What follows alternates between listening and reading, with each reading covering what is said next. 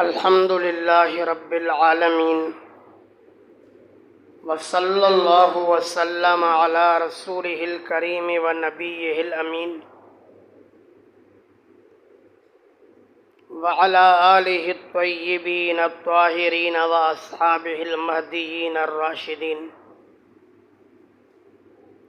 اما بعد فاعوذ باللہ من الشیطان الرجیم بسم اللہ الرحمن الرحیم اِنَّا أَنزَلْنَاهُ قُرْآنًا عَرَبِيًّا لَعَلَّكُمْ تَعْقِلُونَ وقال اللہ تبارک و تعالی فی مقام آخر وَنَزَّلْنَا عَلَيْكَ الْكِتَابَ تِبْيَانًا لِكُلِّ شَيْءٍ وَهُدًى وَرَحْمَةً وَبُشْرَى لِلْمُسْلِمِينَ وقال النبی صلی اللہ علیہ وسلم اعطیت بجوامع الکلم جمیع العلم فی القرآن لیکن تقاصر عنہ افہام الرجال کلام اللہ بدنیا صد ہزارس ولے اینجا عجب رنگ عاشقارس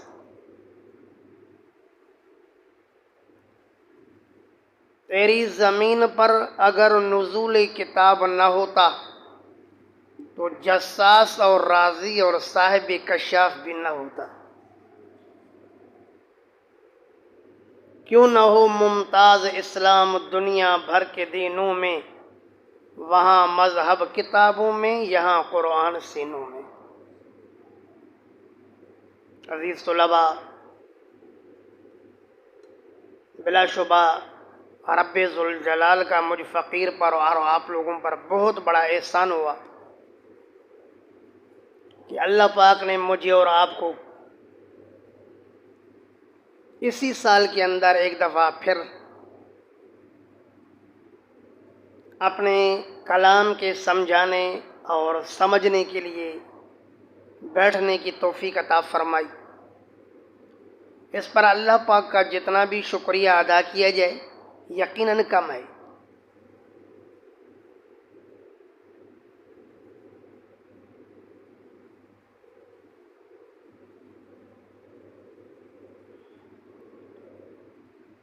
ہم میں سے بہت سارے ساتھی علماء اور طلباء گھر گئے اور گر گئے، لیکن اللہ پاک نے ہمیں گرنے سے محفوظ فرمایا۔ لیکن ضرورت اس چیز کی ہے کہ ہم اللہ پاک سے استقامت مانگیں کہ اللہ پاک نے جس کام کو شروع کرنے کی ہمیں سعادت عطا فرمائی، اب اللہ پاک ہمیں تا آخر اس پر استقامت کی سعادت نصیب فرمائے۔ کہا جاتا ہے الاستقامت خیر من الکرامت، کہ استقامت یہ کرامت سے زیادہ بہتر ہے۔ کرامت اتنی کارگر نہیں ہے جتنی استقامت کارگر ہے۔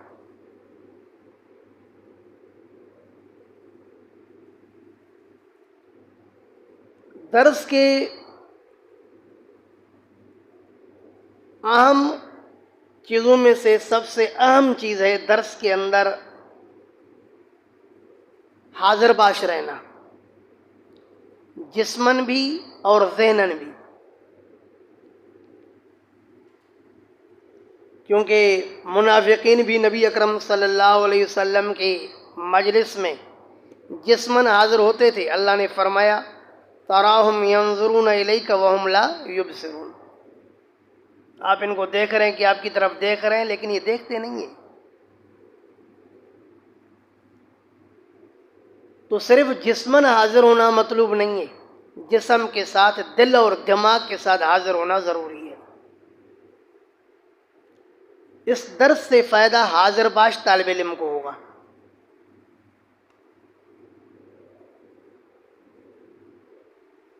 آپ کو معلوم ہے، آپ نے صحیح بخاری میں پڑھا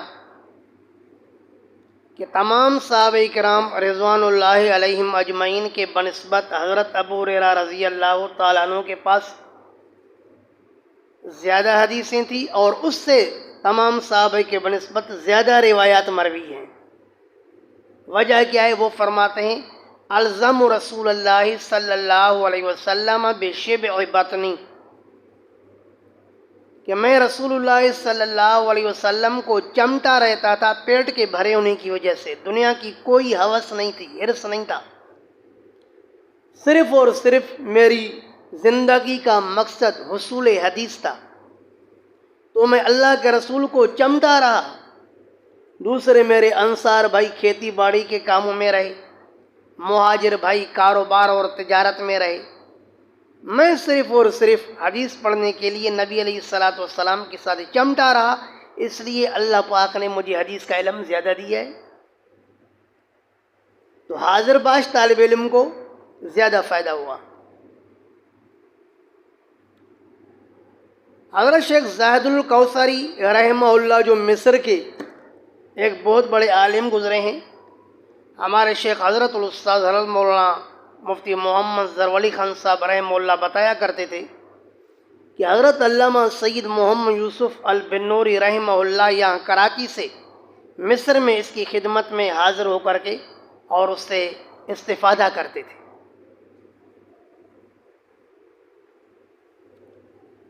تو اس نے حضرت امام ابو یوسف رحمہ اللہ کی سیرت پر ایک کتاب لکھی، حسن التقاضی فی سیرت الامام ابی یوسف القاضی۔ اس میں اس نے لکھا کہ حضرت امام ابو یوسف رحمہ اللہ سے کسی نے پوچھا کہ اللہ پاک نے آپ کو اتنے بڑے اونچے علم کے ساتھ کیسے نوازا؟ تو حضرت امام ابو یوسف رحمہ اللہ نے فرمایا کہ لازم تو ابا حنیفہ، یہ اس لیے کہ میں نے حضرت امام ابو حنیفہ کو میں چمٹا رہا، جس کی وجہ سے اللہ پاک نے مجھے ایسا علم عطا فرمایا۔ تو حاضر باش طالب علم کو فائدہ ہوا۔ اسی شیخ زاہد الکوثری رحمہ اللہ نے حضرت امام ابو یوسف رحمہ اللہ کے متعلق ایک عجیب واقعہ نقل فرمایا۔ وہ واقعہ اس طرح تھا کہ ایک دفعہ حضرت امام ابو یوسف رحمہ اللہ بیمار ہو گئے، تو حضرت امام ابو حنیفہ رحمہ اللہ اس کی عیادت کے لیے تشریف لے گئے۔ دیکھا کہ امام ابو یوسف رحمہ اللہ کا حال بہت سقیم ہے، حضرت سمجھ گئے کہ اب یہ بچنے والا نہیں ہے۔ امام صاحب اس کی عیادت کر کے جب باہر آئے تو حضرت امام ابو حنیفہ رحمہ اللہ نے اپنے ساتھیوں سے کہا کہ میرا گمان تو یہ تھا کہ میرے مرنے کے بعد یہ ابو یوسف میرے شاگردوں میں سے امت کے امام اور امت کے رہنما بنیں گے، لیکن افسوس کہ لگتا یہ ہے کہ اب یہ جانے والا ہے۔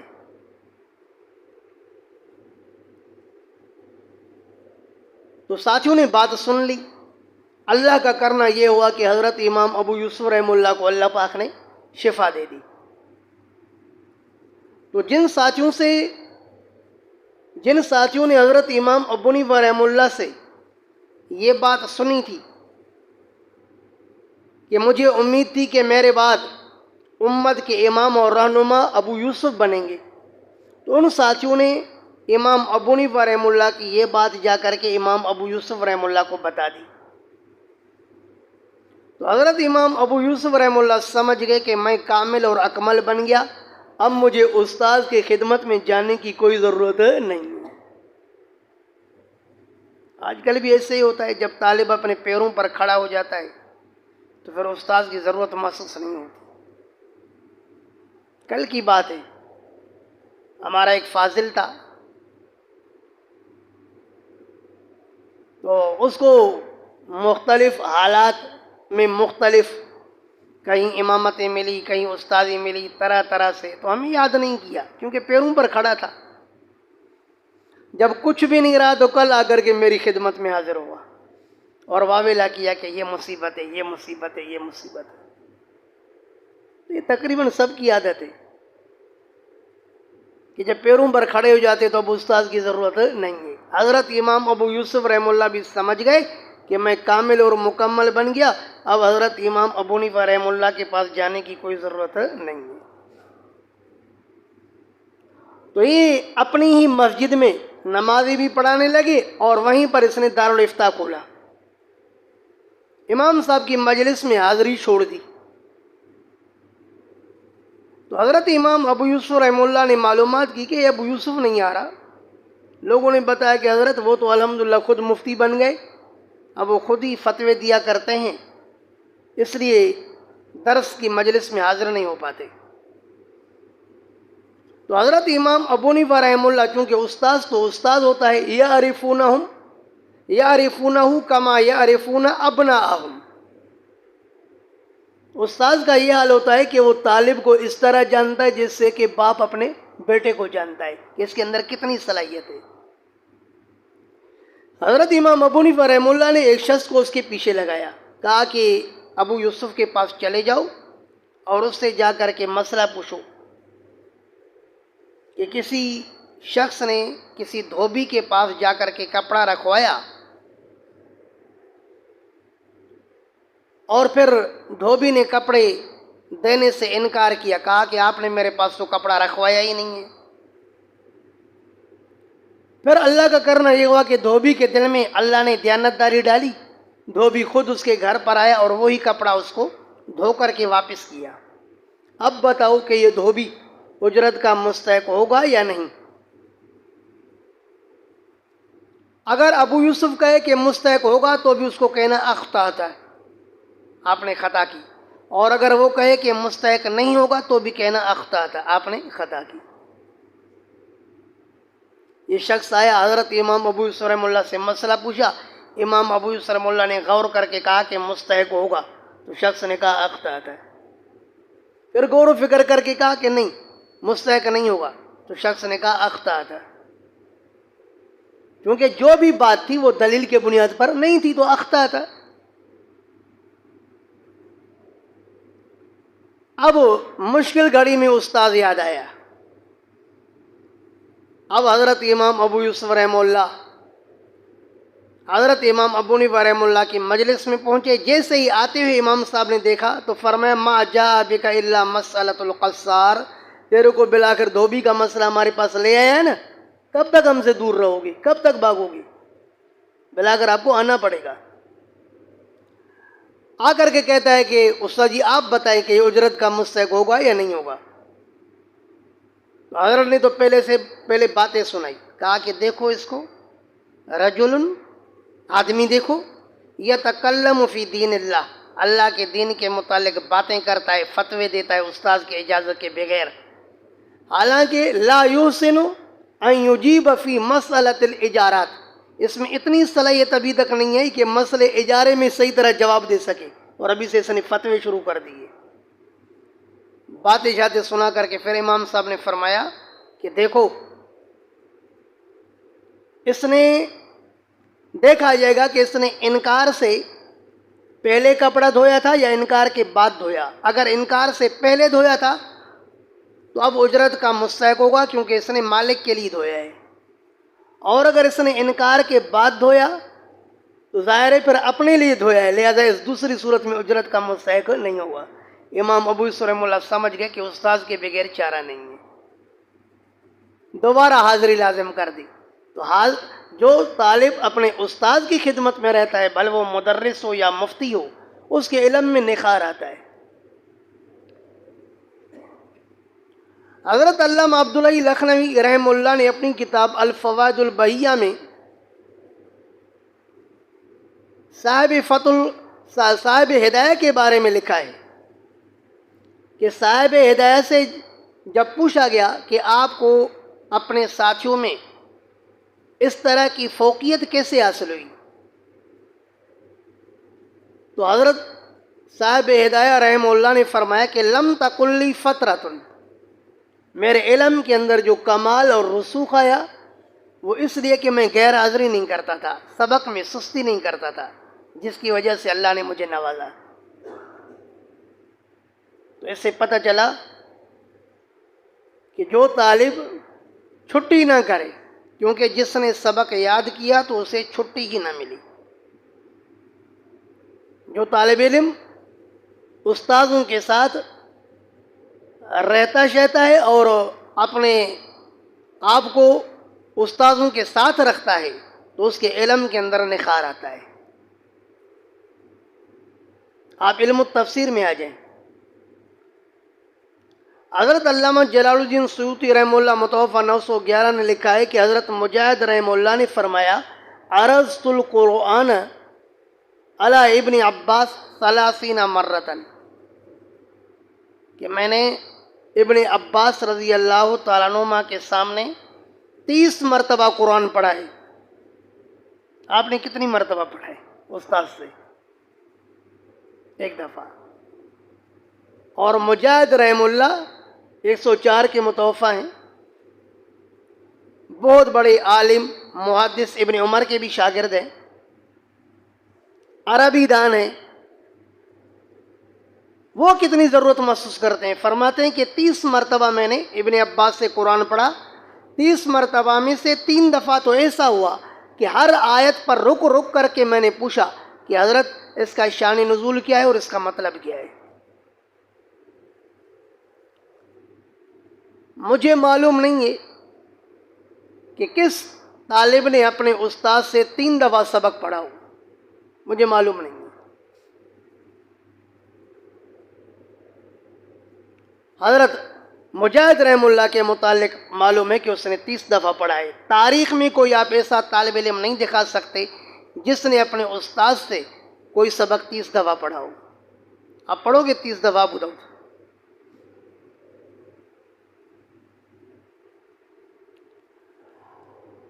ہمارے شیخ حضرت الاستاذ حضرت مولانا مفتی محمد ظفر علی خان صاحب رحمہ اللہ فرماتے تھے کہ حضرت مولانا بدر عالم صاحب جس نے سید محمد انور شاہ کشمیری رحمہ اللہ کی فیض الباری جمع فرمائی ہے، اس نے حضرت علامہ انور شاہ کشمیری رحمہ اللہ سے 6 مرتبہ صحیح بخاری پڑھی ہے.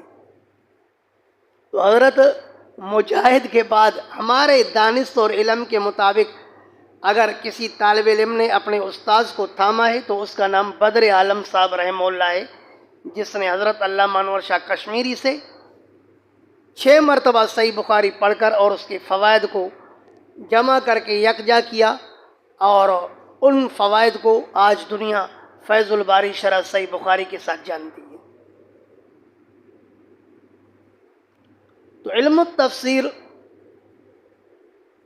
نہایت ہی اہم اور ضروری ہے.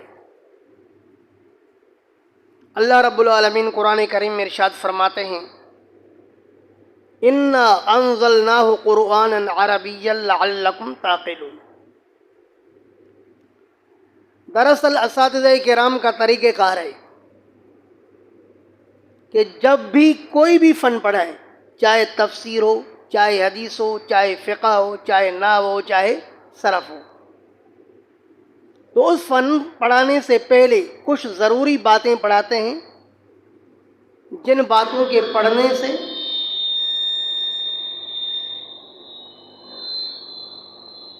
طالب علم کے ذہن میں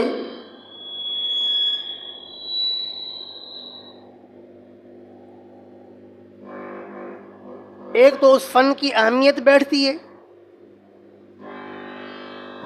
اور دوسری بات ہے کہ ان باتوں کی وجہ سے طالب علم کی فن کے ساتھ مناسبت ہو جاتی ہے. جیسے کتب حدیث پڑھانے سے پہلے، خصوصاً صحیح بخاری پڑھانے سے پہلے اساتذہ کرام اور شیوخ کا یہ طریقہ ہے کہ وہ 8 چیزیں پڑھاتے ہیں جس کو یہ لوگ رؤوس ثمانیہ کہتے ہیں. تو میں بھی علم التفسیر پڑھانے سے پہلے 8 چیزیں پڑھاتا ہوں، اور اپنے اصطلاح میں بھی اس کو رؤوس ثمانیہ کہتا ہوں. تو ان 8 چیزوں میں سے پہلی چیز ہے تفسیر کی اہمیت، کہ تفسیر کتنا ضروری اور کتنا اہم ہے. تو جان لو کہ علم التفسیر کے بارے میں رب ذوالجلال نے فرمایا اِنَّا أَنزَلْنَاهُ قُرْآنًا عَرَبِيًّا لَعَلَّكُمْ تَعْقِلُونَ، کہ بے شک ہم نے اس قرآن کریم کو عربی میں نازل فرمایا تاکہ آپ اس قرآن کو سمجھو. تو پتہ چلا کہ قرآن کریم صرف پڑھنے کے لیے نہیں آیا. یہ نہیں فرمایا لعلکم تقرؤون، بلکہ لعلکم تعقلون کہہ کر کے بتایا کہ قرآن کریم سے اصلی مقصد وہ قرآن کریم کا سمجھنا ہے اور سمجھ کر اس کے مطابق زندگی گزارنا ہے. تو قرآن کریم کو پہلے تو سمجھنا ہے.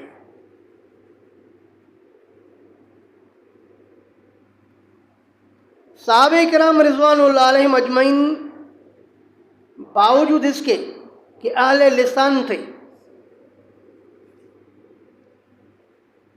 صحابہ کرام باوجود اس کے کہ اہل لسان تھے، پھر بھی وہ رسول اللہ صلی اللہ علیہ وسلم سے قرآن کریم سمجھنے کی کوشش کرتے تھے. حضرت علامہ جلال الدین سیوطی رحمہ اللہ متوفی 911 اپنی کتاب الاتقان فی علوم القرآن میں نقل کرتے ہیں کہ صحابہ کرام رضوان اللہ علیہم اجمعین کا یہ عالم تھا کہ یہ جب رسول اللہ صلی اللہ علیہ وسلم سے 10 آیتیں سنتے لم یتجاوزوہا تو آگے تب تک نہیں بڑھتے تھے یہاں تک کہ ان آیات کا تفسیر بھی سمجھیں اور ان آیات پر عمل بھی کریں، پھر جا کے آگے بڑھتے. صحابہ کرام قرآن کو سمجھنے کی کوشش کرتے تھے. آپ نے مجھ سے پہلے بھی سنا ہوگا حضرت امام احمد بن حسین البیہقی رحمہ اللہ متوفی 458 نے اپنی کتاب شعب الایمان میں نقل کیا کہ حضرت عمر فاروق رضی اللہ تعالیٰ عنہ نے 12 سال میں صرف سورہ بقرہ پڑھی. اگر قرات پڑھی ہوتی تو پھر تو 12 سال تو کیا بلکہ 12 دن بھی کافی تھے، بلکہ اس سے بھی کم دن کافی تھے. یہاں 12 سال لگائے تو اس سے سمجھ میں آیا کہ صحابہ کرام قرآن کریم کو سمجھنے کی کوشش کرتے تھے. علامہ سیوطی نے الاتقان فی علوم القرآن میں لکھا کہ حضرت عمر فاروق کے بیٹے پھر عبداللہ بن عمر نے بھی سورہ بقرہ کو 8 سال میں سیکھا. آپ نے 8 سال کے اندر مکمل علم پڑھا اور ابن عمر نے 8 سال میں صرف سورہ بقرہ پڑھی. تو آپ اندازہ لگائیں کہ یہ کیسی پڑھی ہوگی. صحابہ کرام فرماتے تعلمنا القرآن والعلم والعمل جميعا، الاتقان سے پڑھ رہا ہوں کہ ہم نے رسول اللہ صلی اللہ علیہ وسلم سے قرآن سیکھا، قرآن کا علم بھی سیکھا اور قرآن پر ہم نے عمل بھی سیکھا. کیونکہ چیزیں عمل سے اچھی طرح یاد ہوتی ہیں نا. مثلاً آپ نے کتب حدیث کے اندر دعائیں پڑھی تو اگر آپ ان پر عمل کرو گے تو یہ دعائیں اچھی طرح یاد رہیں گی. صحابہ کرام بھی احادیث کو عمل کے ذریعے یاد کرتے تھے، قرآن کریم کو عمل کے ذریعے یاد رکھتے تھے. عمل ہوگا تو چیز یاد رہے گی. آپ دیکھتے نہیں کہ نماز پر ہمارا عمل ہے تو الحمدللہ نماز کے مسائل میں اچھی طرح مستحضر ہوتے ہیں. حج پر ہمارا عمل بہت کم ہے، ہم میں سے مالداروں کا عمل ہے اور وہ بھی زندگی میں ایک دفعہ. تو حج کے مسائل اس طرح مستحضر نہیں ہوتے جس طرح کے نماز کے مسائل مستحضر ہوتے ہیں. پھر عام نماز کے مسائل جس طرح ہمیں مستحضر ہوتے ہیں اس طرح نماز جنازہ کے مسائل عام لوگوں کو مستحضر نہیں ہوتے. وہ کسی سرائکی سے پوچھا یار نماز جنازہ آپ کو یاد ہے؟ تو اس نے کہا کہ بات دراصل یہ ہے کہ ہمارے علاقے کے اندر آدمی کبھی کبھی مرتا ہے. سمجھو بات. تو جب وہ مرتا ہے کبھی کبھی تو نماز جنازہ تو ہم جیسی تیسی پڑھ لیتے ہیں، پھر سال گزر جاتا ہے کوئی نہیں مرتا تو ہمیں کیسے نماز جنازہ یاد ہو؟ تو پتہ چلا کہ کوئی بھی چیز یاد ہوتی ہے عمل کے ذریعے. تو صحابہ کرام قرآن کو حدیث کو عمل کے ذریعے یاد رکھتے تھے. جب تک رسول اللہ صلی اللہ علیہ وسلم صحابہ میں موجود تھے تب تک صحابہ کرام نبی اکرم صلی اللہ علیہ وسلم سے تفسیر سیکھتے اور سمجھتے۔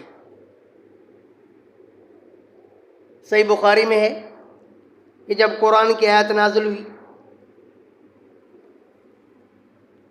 کہ ان الشرک لظلم، ہاں جب قرآن کریم کی آیت نازل ہوئی الذین آمنوا ولم یلبسوا ایمانہم بظلم اولئک لہم الامن وہم مہتدون، کہ جنہوں نے ایمان لایا اور اپنے ایمان کے ساتھ ظلم کو نہیں ملایا،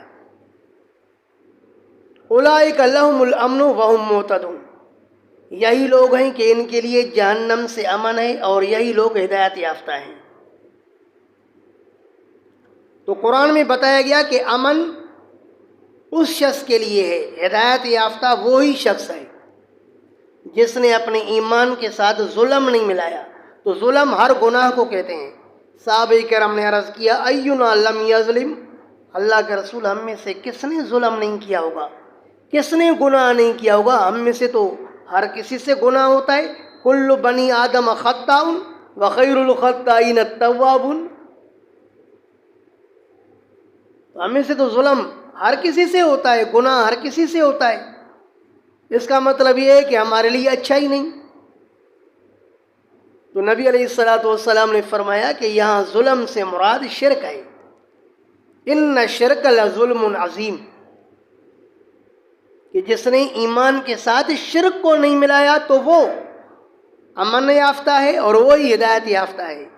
تو الحمدللہ آپ لوگ ایمان کے ساتھ شرک تو نہیں کرتے ہو نا، لہذا تم ہی جہنم سے امن پانے والے ہو اور تم لوگ ہی ہدایت یافتہ ہو۔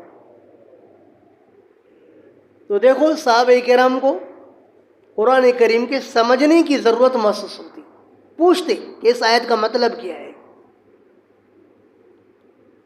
آپ کو معلوم نہیں ہے کہ جب سیدہ عائشہ صدیقہ رضی اللہ تعالیٰ عنہ کے سامنے اللہ کے رسول نے فرمایا من حوصب عذب، کہ جس سے حساب کتاب ہوا تو بس اس کو عذاب ہوگا، تو سیدہ عائشہ کے بارے میں آپ کو معلوم ہے کہ وہ کتنی بڑی عالمہ تھی۔ سنن ترمذی میں ہے، حضرت ابو سعید خدری رضی اللہ تعالیٰ عنہ فرماتے ہیں کہ صحابہ کرام جب کبھی کسی مسئلے میں پھنستے الا وجدنا عندها علما، جب کبھی ہم کسی مسئلے میں پھنسے اور سیدہ عائشہ سے ہم نے وہ پوچھا تو سیدہ عائشہ کے پاس اس کا علم ہوتا تھا، اتنی بڑی عالمہ۔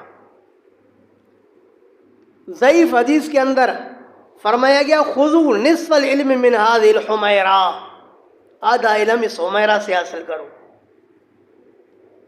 اتنی بڑی عالمہ ہونے کے باوجود بھی جب اللہ کے رسول نے فرمایا من حوصب عذب، جس سے حساب کتاب ہوا تو اس کو عذاب دیا جائے گا، تو وہ کہنے لگی کہ اللہ کا رسول قرآن تو کہتا ہے یحاسب حسابا یسیرا، کہ اس دن آسان حساب کتاب ہوگا، اور آپ فرماتے ہیں جس سے بھی حساب ہوا تو اس کو عذاب ہوگا۔ یہ بات سمجھ میں نہیں آئی۔ آپ نے فرمایا کہ میں جو کہہ رہا ہوں کہ جس کے ساتھ حساب ہوا تو اس کو عذاب ہوگا، اس سے مراد مناقشت ہے، یعنی من نوقش عذب، کہ جس کے اعمال نامے میں جس کے اعمال میں مناقشت سے کام لیا گیا، جانچ پڑتال کی گئی، وہ عذاب میں گرفتار ہوگا۔ ہاں جو قرآن کہتا ہے یحاسب حسابا یسیرا، تو یہاں سے مراد العرض، صرف اعمال کی پیشی ہے، جانچ پڑتال نہیں ہے۔ تو میری بات بھی اپنی جگہ پر صحیح ہے، قرآن بھی صحیح ہے۔ تو قرآن کی آیت سیدہ عائشہ کے سامنے پڑھی گئی، مطلب سمجھ میں نہیں آیا، اللہ کے رسول سے پوچھا تو آپ نے حل فرمایا۔ تو جب تک اللہ کے رسول صحابہ میں موجود تھے تو کسی دوسرے کی ضرورت محسوس نہیں کرتے تھے، اللہ کے رسول سے آیتوں کا مطلب پوچھتے۔ لیکن رسول اللہ صلی اللہ علیہ وسلم کے وفات کے بعد پھر بعض صحابہ کے محتاج ہوئے، کیونکہ تفسیر کے متعلق میں انشاءاللہ دوسری بات یہی کروں گا، طبقات مفسرین۔ تو طبقات مفسرین میں سے جو اول طبقہ ہے وہ صحابہ کرام کا طبقہ ہے، اور ان صحابہ کرام کے طبقے میں مشہور مفسرین جو صحابہ میں گزرے ہیں وہ 10 ہیں، ان میں سے 4 خلفائے راشدین ہیں۔ حضرت ابو بکر، حضرت عمر کو دیکھیں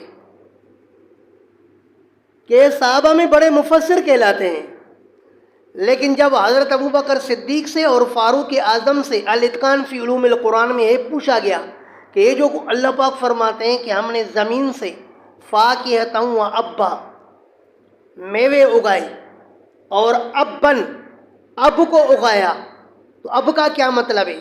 حضرت ابو بکر صدیق نے بھی لا علمی کا اظہار کیا، اور فاروق اعظم نے بھی کہا کہ جس چیز کا مجھے علم نہیں تو اللہ کے کلام میں میں ایسی بات اس کے متعلق کیسے کروں؟ فرمایا مجھے معلوم نہیں۔ ابن کی معنی چارہ، گھاس، جانوروں کے گھاس اور چارے کو کہتے ہیں۔ آپ پریشان ہو گئیں کہ ہمارے استاذ کو تو ابن کا ترجمہ آ رہا ہے اور فاروق اعظم کو نہیں آ رہا تھا، یہ کیسے؟ تو بھائی دراصل ابتداءً کوئی لفظ جب سامنے آتا ہے تو وہ لفظ غریب ہوتا ہے، ناآشنا ہوتا ہے، معلومات نہیں ہوتی، لیکن بعد میں تو پھر وہ جب مشہور ہو گیا تو سب کو آتا ہے نا۔ عربی کے اندر کچھ ایسے غریب اور ناآشنا الفاظ ہیں کہ ان کا ترجمہ ہر کسی کو شروع میں نہیں آتا تھا۔ اس کی مثال صحیح بخاری سے رسول اللہ صلی اللہ علیہ وسلم نے فرمایا کہ قیامت کی علامتوں میں سے یہ علامت ہے یکثر الحرج، حرج بڑھ جائے گا۔ تو صحابہ نے کیا کہا؟ وما الحرج یا رسول اللہ، اللہ کے رسول حرج کیا ہے؟ آپ نے فرمایا القتل، القتل۔ سمجھ میں آ گئی بات یہ نہیں؟ تو حرج عربی لفظ ہے، آپ نے جب بولا صحابہ کو اشکال ہوا کہ اس کا کیا مطلب، لیکن جب آپ نے بتا دیا اس کے بعد سب کو معلوم ہو گیا۔ تو ابن کا لفظ جب پہلی دفعہ فاروق اعظم کے سامنے آیا، جب آپ نے پہلی دفعہ ذہن متوجہ کیا تو اس کے لیے یہ لفظ ناآشنا تھا، لیکن بعد میں تو پتہ چل گیا کہ اب گھاس اور چارے کو کہتے ہیں، اس لیے ہمیں بھی معلوم ہو گیا۔ لیکن ایک زمانے تک ان شیخین کو بھی ابن کے متعلق معلومات نہیں تھی۔ اس سے آپ اندازہ لگائیں کہ علم التفسیر کتنا ضروری ہے۔ بڑے بڑے لوگ عربی دان ہوتے ہیں لیکن وہ قرآن کریم کی آیت کا ترجمہ نہیں کر سکتے۔ مجھے 2015 میں جب اللہ رب العالمین نے عمرے کی سعادت نصیب فرمائی، میں وہاں چلا گیا، ایک طالب علم کے واسطے سے ایک چترال کا ساتھی وہاں پر ملا، تو ماشاءاللہ وہاں رہنے کی وجہ سے عربی پر خوب قدرت رکھتا تھا، زبردست عربی بولتا تھا۔ تو میں نے اس سے پوچھا کہ آپ قرآن کی آیت کا ترجمہ کر سکتے ہیں؟ اس نے کہا کہ نہیں، قرآن کی آیت کا ترجمہ ہمیں سمجھ میں نہیں آتا، حالانکہ مکمل عربی بولتے ہیں لیکن قرآن کا ترجمہ نہیں آ رہا ہے۔ تو اس سے پتہ چلا کہ علم التفسیر کی ضرورت ہے۔ حضرت عبداللہ بن عباس رضی اللہ تعالیٰ عنہما کے متعلق علامہ جلال الدین سیوطی متوفی 911 الاتقان فی علوم القرآن میں نقل کرتے ہیں کہ ابن عباس فرماتے ہیں کہ ایک موقع پر مجھے فاطر السماوات والارض میں فاطر کا ترجمہ معلوم نہیں تھا، ہم یہی ترجمہ کرتے رہے آسمان اور زمین کا پیدا کرنے والا۔ فرماتے ہیں کہ میرے سامنے 2 دیہاتیوں کا ایک کنویں کے متعلق جھگڑا ہوا، ایک نے کہا کہ یہ کنواں میرا ہے، دوسرے نے کہا کہ یہ کنواں میرا ہے۔ تو ایک نے کہا کہ یہ کنواں میرا ہے کیونکہ انا فطرتھا، تو کیا مطلب؟ پہلے اس کو میں نے اکھیڑا ہے نا، نئے سر اس کو میں نے اکھیڑا ہے نا۔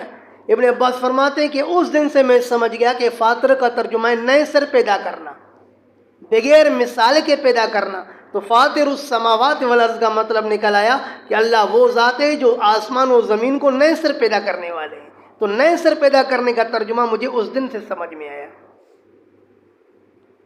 یہ ابن عباس کا حال ہے۔ ابن عباس فرماتے ہیں کہ ربنا افتح بیننا و بین قومنا بالحق، ترجمہ ہے کہ اللہ ہمارے اور قوم کے درمیان میں حق کے ساتھ فیصلہ فرما. تو افتح کے لفظی ترجمہ ہے کھول، فتح یفتح کھولنا. ابن عباس فرماتے کہ مجھے رب نفتح بیننا و بین قومنا بالحق میں افتح کا ترجمہ معلوم نہیں تھا. ایک بوڑھی نے کسی سے کہا تعال افاتح کا، ادھر افاتح کا اے اخاسم کا. تو میں سمجھ گیا کہ فتح کی معنی کیا ہے، خصومت. تو نتیجہ کیا نکل آیا، رب نفتح بیننا و بین قومنا بالحق، اللہ ہمارے اور قوم کے درمیان میں حق کے ساتھ فیصلہ فرما. تو فتح بمانا فیصلے کی مجھے اس دن سمجھ میں آئی جب میں نے ایک عورت سے سنا کہ تعال افاتح کا. حضرت امام اسمعی رحم اللہ کے متعلق مشہور واقعہ ہے نا کہ جا بجا قرآن کریم میں اللہ پاک نے دنیا کو متاع سے تعبیر فرمایا ہے، متاع الحیات الدنیا. تو امام اسمعی رحمہ اللہ نے ایک عورت کو دیکھا کہ وہ برتن صاف کر رہی تھی. تو برتن صاف کرنے کے لیے آج کل خواتین تار استعمال کرتی ہیں. اس زمانے میں کوئی کپڑا شپڑا استعمال کرتی ہوگی جو بیکار کپڑا ہوتا ہے. ظاہر ہے برتن تو اسی سے صاف کیے جاتے ہیں، کام کے کپڑے سے برتن کون صاف کرے گا. تو بیکار کپڑے سے برتن صاف کر رہی تھی. اس نے کسی موقع پر وہ کپڑا رکھا، کتا آیا اور منہ میں لے گیا. تو امام اسمعی یہ چیخنے لگی. امام اسمعی نے فرمایا کیا ہوا؟ تو اس نے کہا کہ وہ کتا جو ہے نا میرا متاع لے کر گیا. تو امام اسمعی فرماتے اس دن مجھے متاع کا ترجمہ سمجھ میں آیا کہ متاع کیا ہے، حقیر سے حقیر چیز جو کسی کام کی نہ ہو. تو مانا قرآن کریم کے اندر باریکیاں ہیں. آپ علیہ الصلاۃ والسلام نے صحیح مسلم کی حدیث میں فرمایا اعطیت بجوامع الکلم، مجھے جامع کلمات عطا فرمائے گئی. حضرت علامہ ابن حجر عسقلانی رحمہ اللہ متوفی 852 نے فتح الباری شرح صحیح بخاری میں فرمایا کہ ان جوامع الکلم سے مراد قرآن بھی ہے اور حدیث بھی ہے، دونوں ہیں. تو مانا قرآن جامع کتاب ہے، ایسی جامع کتاب ہے کہ اس کا معنی اور مفہوم بہت زیادہ ہے. آپ نے اساتذہ کرام سے ترجمہ پڑھا ہوگا کہ بھئی اس آیت کریمہ کے تشریح میں مفسرین کے 5 اقوال ہیں، 6 اقوال ہیں. ان میں سے کوئی غلط نہیں ہوتا، ہر قول اپنی اپنی جگہ پر صحیح ہوتا ہے، کیونکہ جامع کتاب ہے. اس کا یہ معنی بھی ہو سکتا ہے، یہ بھی ہو سکتا ہے، یہ بھی ہو سکتا ہے.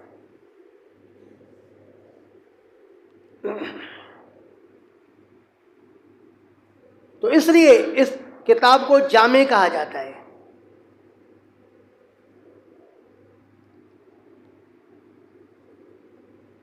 ہمارے شیخ حضرت الاستاذ حضرت مولانا مفتی محمد زرولی خان صاحب رحمہ اللہ فرماتے تھے یہ جو شاہ عبدالعزیز محدث دہلوی نے تفسیر لکھی ہے جو جس کا نام ہے فتح العزیز، صرف 3.25 پاروں پر مشتمل ہے. پہلا پارہ مکمل ہے، دوسرا پارہ ادھورا ہے اور آخری 2 پارے مکمل ہیں. ہمارے شیخ فرماتے ہیں کہ حضرت علامہ سید محمد انور شاہ کشمیری رحمہ اللہ نے فرمایا کہ قرآن حدیث تو ایسی کتاب ہے، حدیث ایسی چیز ہے کہ اس کا حق ادا کیا جا سکتا ہے کیونکہ مخلوق کا کلام ہے. فرماتے ہیں کہ حضرت علامہ ابن حجر عسقلانی رحمہ اللہ نے فتح الباری لکھ کر صحیح بخاری کا حق ادا کر دیا.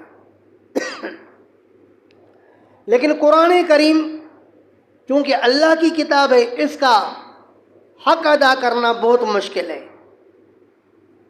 لیکن قدر شاہ عبدالعزیز محدث دہلوی رحمہ اللہ نے فتح العزیز لکھ کر کے اگر یہ مکمل ہو جاتی تو کچھ نہ کچھ قرآن کا حق ادا ہو جاتا. عرض کر رہا ہوں کہ جامع کتاب ہے. اس کے تفسیر کی ضرورت ہے۔ تو صحابہ کرام رضوان اللہ علیہم اجمعین تفسیر پر خاص توجہ دیتے۔ حضرت علامہ عبداللہ بن احمد النصفی رحمہ اللہ متوفی 710 نے اپنی تفسیر مدارک میں ایک واقعہ نقل فرمایا کہ حضرت امیر معاویہ رضی اللہ تعالیٰ عنہ نے حضرت عبداللہ بن عباس سے ایک موقع پر کہا، اے ابن عباس، میں رات کو قرآن کی تلاوت کر رہا تھا اور قرآن جیسے سمندر کے موجوں میں میں گوتے کھا رہا تھا۔ میرے سامنے جب قرآن کریم کی یہ آیت آئی کہ یونس علیہ السلام اپنی قوم سے نکلے، فظن ان لن نقدر علیہ، یونس علیہ السلام نے یہ گمان کیا ان لن نقدر علیہ کہ ہم اس پر قادر نہیں ہوں گے، تو میں پریشان ہوں کہ ایک وقت کے نبی اللہ پاک کے متعلق یہ کیسا عقیدہ رکھ سکتا ہے کہ اللہ پاک مجھ پر قادر نہیں ہوگا؟ میں اس میں حیران ہوں، پریشان ہوں۔ تو حضرت عبداللہ بن عباس رضی اللہ تعالیٰ عنہ نے فرمایا کہ تجھے اشکال اس لیے ہو رہا ہے کہ آپ سمجھ رہے ہو کہ فظن ان لن نقدر میں نقدر یہ قدرت سے ماخوذ ہے۔ فرمایا یہ قدرت سے ماخوذ نہیں ہے بلکہ قدر سے ماخوذ ہے۔ قدر کی معنی قدرت نہیں ہے، قدر کی معنی ہے تنگی۔ ان اللہ یبسط الرزق لمن یشاء ویقدر، کہ اللہ پاک جس کے رزق کو چاہے کشادہ کرے اور جس کے رزق کو چاہے تو تنگ کر دے۔ تو یہاں قدر بمعنی تنگی کی ہے۔ تو فظن ان لن نقدر علیہ کا ترجمہ یہ نہیں ہے کہ یونس علیہ السلام نے گمان کیا کہ اللہ پاک اس پر قدرت نہیں رکھتا۔ ترجمہ یہ ہے کہ یونس علیہ السلام نے یہ گمان کیا ان لن نقدر علیہ کہ اللہ پاک اس کو نہیں پکڑے گا، اللہ اس پر تنگی نہیں کرے گا، یہ مطلب ہے۔ یہ مطلب نہیں کہ اللہ اس پر قدرت نہیں رکھتا ہے۔ جیسے صحیح بخاری میں واقعہ ہے نا کہ بنی اسرائیل میں سے ایک شخص نے کہا تھا کہ جب میں مر جاؤں تو مجھے آگ میں جلا دینا، میری ہڈیوں کو لے کر کے پیسنا، راکھ بنا کر کے اڑا دینا۔ کیوں؟ لئن قدر علی ربی لیعذبنی عذابا، کیونکہ اگر میرے رب نے مجھ پر قدرت رکھی تو عذاب دے گا۔ تو اگر یہی ترجمہ کیا جائے پھر تو وہ آدمی کافر ہو جائے گا، پھر تو اس کی مغفرت ہی ناممکن تھی، محال تھی مغفرت۔ اللہ نے اس کو کیوں معاف کیا؟ کہ یہ مطلب نہیں ہے کہ اگر اللہ پاک مجھ پر قادر ہوا تو مجھے عذاب دے گا۔ مطلب یہ ہے کہ اگر اللہ پاک نے مجھ پر تنگی کی، مواخذہ کیا تو اللہ مجھے عذاب دے گا۔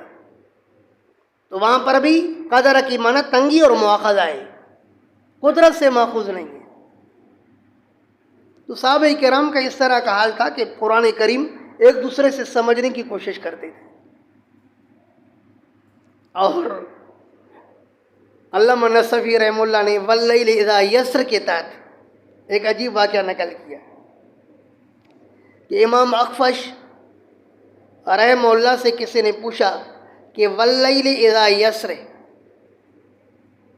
کہ رات کی قسم جب وہ چلنے لگے۔ کسی نے پوچھا کہ حضرت واللیل اذا یسر میں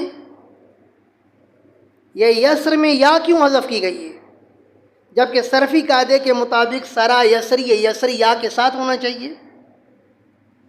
تو امام اخفش رحمہ اللہ نے جواب دیا کہ میں آپ کو یہ مسئلہ تب بتاؤں گا جب 1 سال تک میری خدمت کرو گے۔ سو گیا ہے تو، ہاں اب جاگ گیا؟ کیا کہا امام اخفش نے کہ واللیل اذا یسر میں یا کیوں گر گئی ہے، اس کا جواب کب دوں گا؟ جب 1 سال تک میری خدمت کرو گے تب جا کر کے یہ جواب دوں گا۔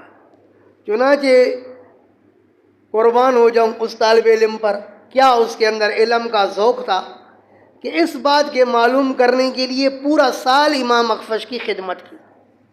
جب سال مکمل ہوا اب اس کو بتایا کہ بات دراصل یہ ہے کہ رات چلتی نہیں ہے، واللیل اذا یسر، رات کی قسم جب وہ چلنے لگے۔ دراصل رات چلتی نہیں ہے بلکہ رات کو تو چلایا جاتا ہے۔ تو یہاں حقیقی معنی سے مجازی معنی کی طرف عدول کیا گیا۔ تو جس طرح معنی کے اندر حقیقت سے مجاز کی طرف عدول کیا گیا ہے، تو لفظ میں بھی حقیقت سے مجاز کی طرف عدول کیا گیا ہے۔ سمجھ گئے ہو میری بات؟ تو خلاصہ کلام یہ کہ تفسیر اس قابل ہے کہ اس کو پڑھا جائے۔ تو میں نے عرض کیا کہ میرا بھی یہ طریقہ ہے کہ میں تفسیر کے شروع کرنے سے پہلے 8 چیزیں پڑھاتا ہوں۔ ان 8 چیزوں میں سے پہلی چیز کیا ہوتی ہے؟ اہمیت التفسیر۔ میرے خیال میں اب تک جو میں نے کلام کیا ہے، یقیناً آپ کے دل اور دماغ میں تفسیر کی اہمیت بیٹھی ہوگی، ہاں کہ نہیں؟ کہ تفسیر ضروری ہے یا نہیں؟ جب اہل لسان تفسیر کے اتنے محتاج ہیں تو ہم اور اب کون ہوتے ہیں؟ دوسری چیز ہے طبقات المفسرین۔ تو جان لو کہ حضرت علامہ جلال الدین سیوطی رحمہ اللہ متوفی 911 نے اپنی کتاب الاتقان فی علوم القرآن کے اندر مفسرین کے 6 طبقات بتائے۔ پہلا طبقہ صحابہ کرام رضوان اللہ علیہم اجمعین کا طبقہ ہے۔ متعدد صحابہ کرام قرآن کے مفسر تھے، لیکن ان متعدد صحابہ میں جو تفسیر میں مشہور تھے وہ 10 صحابہ کرام تھے، 4 خلفائے راشدین۔ نمبر 5 حضرت عبداللہ بن مسعود رضی اللہ تعالیٰ عنہ۔ نمبر 6 حضرت عبداللہ بن عباس رضی اللہ تعالیٰ عنہ۔ نمبر 7 حضرت ابی بن کعب رضی اللہ تعالیٰ عنہ۔ نمبر 8 حضرت ابو موسیٰ اشعری رضی اللہ تعالیٰ عنہ۔ نمبر 9 حضرت عبداللہ بن زبیر رضی اللہ تعالیٰ عنہ۔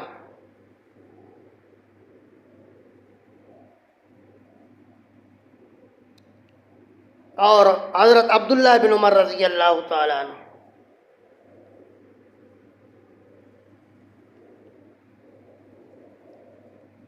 صحابہ کرام میں حضرت علی رضی اللہ تعالیٰ عنہ خلفائے راشدین میں سب سے بڑے مفسر تھے۔ جیسے کہا گیا انا مدینۃ العلم وعلی بابھا، اللہ کے رسول نے فرمایا کہ میں علم کا شہر ہوں اور علی اس کا دروازہ ہے۔ حضرت علامہ جلال الدین سیوطی رحمہ اللہ متوفی 911 اپنی کتاب الاتقان میں حضرت علی رضی اللہ تعالیٰ عنہ کا قول نقل کرتے ہیں۔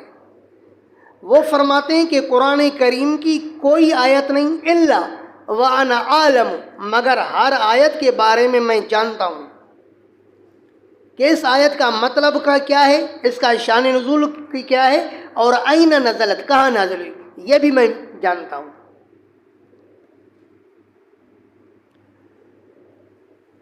اسی طرح حضرت عبداللہ بن مسعود رضی اللہ تعالیٰ عنہ بھی صحابہ میں بہت بڑے مفسر تھے۔ ان کا قول بھی سیوطی نے الاتقان میں یوں نقل کیا کہ مجھے ہر آیت کے بارے میں یہ علم ہے کہ اس کا مطلب کیا ہے اور اس کا شان نزول کیا ہے اور وہ کہاں نازل ہوئی۔ حضرت عبداللہ بن مسعود فرماتے اگر مجھے پتہ چلتا کہ مجھ سے بڑھ کر بھی کوئی علم تفسیر جانتا ہے اور اس تک پہنچنے کے لیے سواریوں کی ضرورت پڑتی تو یقیناً میں سواریاں لے کر کے بھی اس تک پہنچتا اور اس سے علم تفسیر حاصل کرتا، لیکن مجھے پتہ نہیں ہے کہ مجھ سے بڑھ کر کوئی علم تفسیر میں ماہر ہو۔ یہ حضرت عبداللہ بن مسعود کا حال ہے۔ اور حضرت عبداللہ بن عباس رضی اللہ تعالیٰ عنہما کے بارے میں آپ نے صحیح بخاری میں پڑھا ہے کہ ایک موقع پر سید عالم صلی اللہ علیہ وسلم جب بیت الخلاء سے باہر تشریف لائے تو وضو کے لیے پانی رکھا ہوا تھا۔ تو آپ نے فرمایا کہ من وضع ھذا، یہ پانی کس نے رکھا ہے؟ فاخبر، تو اللہ کے رسول کو بتایا گیا کہ ابن عباس نے رکھا ہے۔ آپ نے فرمایا اللہم فقہہ فی الدین، اللہ اس کو دین کی سمجھ عطا فرما۔ اور فضائل ابن عباس میں ہے کہ آپ نے یوں دعا فرمائی، اللہم علمہ الکتاب، اللہ اس کو کتاب کا علم عطا فرما۔ اور مسند احمد میں یہ الفاظ ہیں، اللہم علمہ التاویل، اللہ اس کو تفسیر کا علم عطا فرما۔ کیونکہ رسول اللہ صلی اللہ علیہ وسلم کی اس کے حق میں دعائیں تھیں، تو اللہ پاک نے اس کو نبی علیہ الصلوۃ والسلام کے زمانے میں ہی، جبکہ آپ علیہ الصلوۃ والسلام کے وفات کے وقت اس کی عمر کتنی تھی؟ 13 سال۔ اس عمر میں ہی اللہ پاک نے اس کو بہت بڑا نوازا تھا۔ حضرت امام ابو نعیم الاصبہانی رحمہ اللہ متوفہ 430 نے حضرت صلی اللہ علیہ وسلم کے متعلق نقل کیا کہ جبرائیل حضرت نبی اکرم صلی اللہ علیہ وسلم کی خدمت میں حاضر ہوئے، اور جبرائیل نے اللہ کے رسول کو بتایا، انہ کائن حبر ہذہ الامہ فاستوص بہ خیرا، کہ اللہ کے رسول، یہ جو آپ کے چچا زاد بھائی اور صحابی ابن عباس ہیں، یہ اس امت کے بہت بڑے عالم بننے والے ہیں، لہذا اس کو خیر کی تاکید کرو۔ اور حضرت امام احمد بن حسین البیہقی متوفہ 458 نے اپنی کتاب دلائل النبوت میں نقل کیا کہ رسول اللہ صلی اللہ علیہ وسلم نے حضرت ابن عباس سے فرمایا، نعم ترجمان القرآن انت، قرآن کریم کے بہترین ترجمان آپ ہو۔ اللہ کے رسول نے اس کو اپنی زبان مبارک سے فرمایا تھا کہ تو قرآن کریم کا بہترین ترجمان ہے۔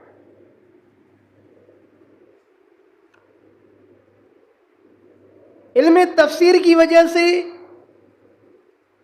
صحابہ کرام میں اس کی بہت بڑی عزت تھی، کیونکہ صحابہ کرام میں جو علم التفسیر زیادہ جانتا تھا اس کی زیادہ عزت ہوتی تھی۔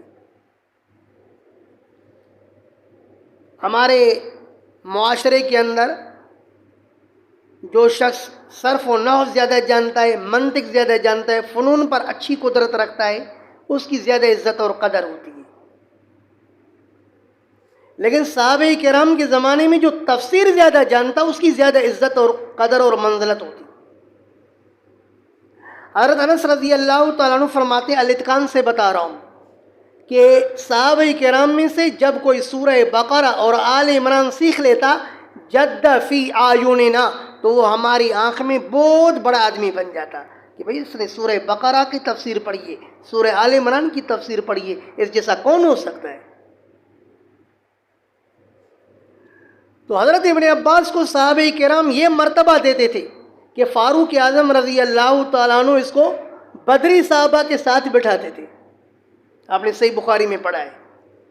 حضرت عبد الرحمن بن عوف نے عرض کیا، حضرت وَلَهُ أَبْنَاءٌ مِثْلُهُ وَلَنَا أَبْنَاءٌ مِثْلُهُ، حضرت آپ اس چھوٹے بچے کو ہمارے ساتھ بٹھاتے ہو، یہ تو ہمارے بیٹوں کے جتنا ہے، اس کو علیحدہ بٹھایا کریں۔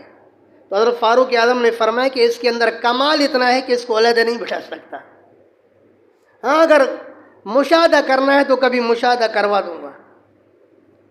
چنانچہ جب حضرت عبداللہ بن عباس رضی اللہ تعالیٰ عنہما اور دیگر صحابہ اللہ کے فاروق اعظم کے مجلس میں بیٹھے ہوئے تھے، تو فاروق اعظم رضی اللہ تعالیٰ عنہ نے صحابہ کرام سے پوچھا، ہاں بھائی سورہ نصر کا مطلب اور خلاصہ بتاؤ۔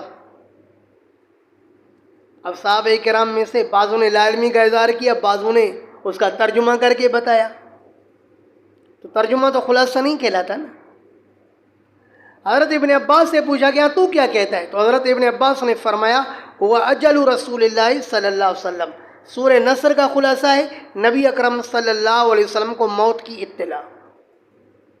کیوں؟ اس لیے کہ اللہ کے رسول کس کام کے لیے آئے تھے؟ دین کے غلبے کے لیے۔ اذا جاء نصر اللہ والفتح، جب دین کو غلبہ مل گیا، اب فسبح بحمد ربک واستغفر، اب آپ موت کی تیاری کریں، استغفار پڑھیں اور تسبیح پڑھیں۔ تو فاروق اعظم رضی اللہ تعالیٰ عنہ نے فرمایا کہ ابن عباس جو خلاصہ آپ سمجھ رہے ہیں میں بھی وہی سمجھ رہا ہوں۔ صحابہ سے فرمایا کہ دیکھو اس کے اندر اللہ نے کتنا کمال رکھا ہے، اس کمال کے بنیاد پر میں اس کو آپ لوگوں کے ساتھ بٹھاتا ہوں۔ معلوم ہوا کہ صحابہ کرام رضوان اللہ علیہم اجمعین میں جو مقام ملتا تھا وہ علم التفسیر کی وجہ سے. تو حضرت ابن عباس کو نبی اکرم صلی اللہ علیہ وسلم کے دعاؤں کی وجہ سے بہت بڑا علم تفسیر تھا. اور تفاسیر کے اندر سب سے زیادہ جس صحابی سے آیات کے تفسیر کے اندر اقوال منقول ہیں وہ حضرت عبداللہ بن عباس ہیں. پھر مفسرین کا دوسرا طبقہ وہ تابعین کا ہے. تابعین میں حضرت عبداللہ بن عباس کے شاگرد ہیں، حضرت عبداللہ بن مسعود کے شاگرد ہیں، ابی بن کعب کے شاگرد ہیں. تو حضرت عبداللہ بن عباس کیونکہ مکہ مکرمہ میں درس دیا کرتے تھے، تو مکہ مکرمہ میں جن لوگوں نے ان سے تفسیر پڑھی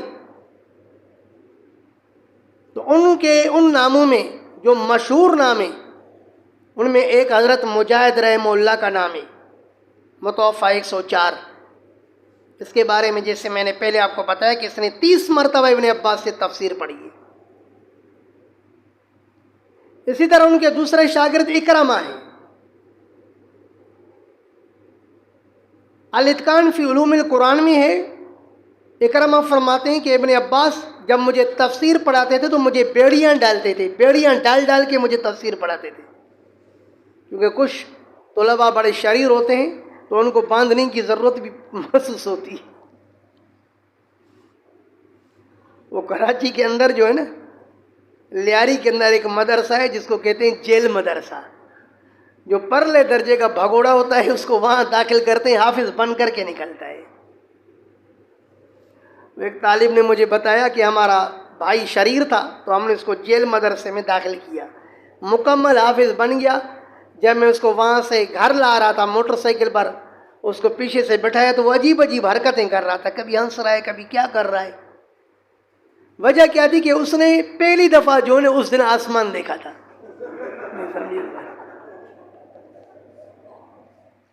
تو جیل مدرسہ، حضرت ابن عباس نے بھی اس کے لیے مدرسے کو جیل بنایا تھا اکرامہ کے لیے، بیڑیاں ڈال کے اس کو پڑھایا.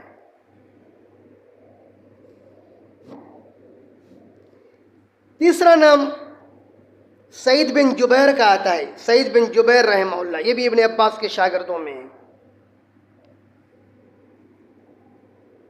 طاؤس بن کیسان، حضرت ضحاک رحمہ اللہ، یہ سب حضرت عبداللہ بن عباس کے شاگرد ہیں. اور عراق میں چونکہ حضرت عبداللہ بن مسعود رضی اللہ تعالیٰ عنہ تفسیر پڑھایا کرتے تھے تو حضرت عبداللہ بن مسعود رضی اللہ تعالیٰ عنہ کے شاگردوں میں حضرت مسروق رحمہ اللہ، حسن بصری،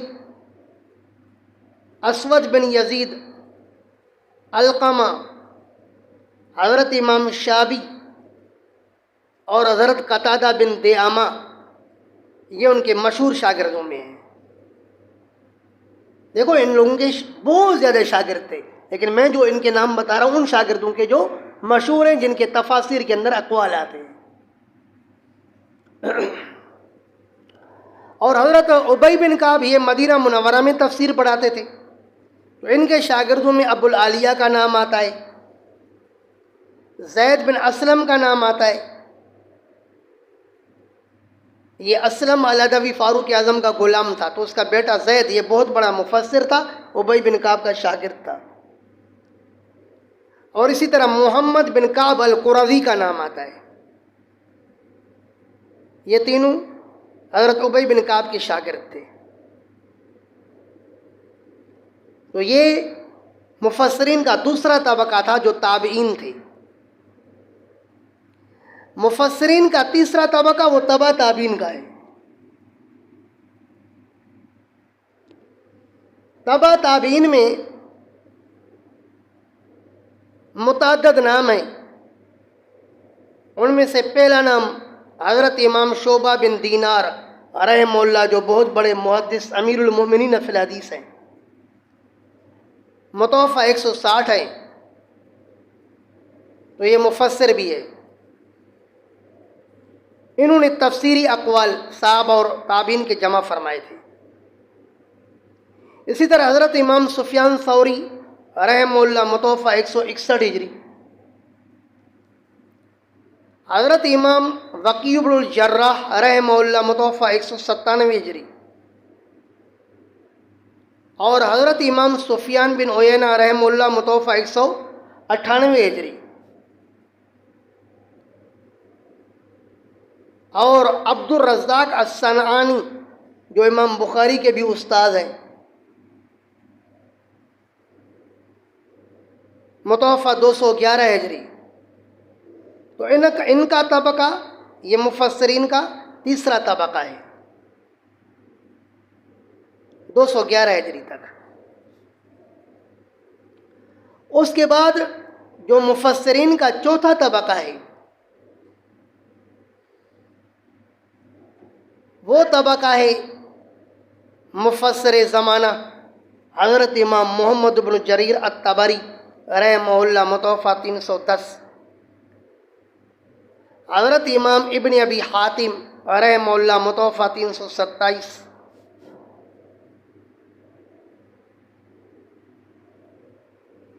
حضرت امام ابن مردوہ رحمہ اللہ متوفہ 410،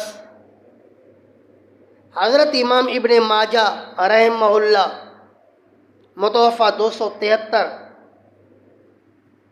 حضرت امام عبداللہ ابن ابی شیبہ رحمہ اللہ متوفہ 235، حضرت امام حاکم رحمہ اللہ متوفہ 405۔ تو یہ وہ مفسرین ہیں جو طبقہ رابعہ کے مفسرین شمار ہوتے ہیں۔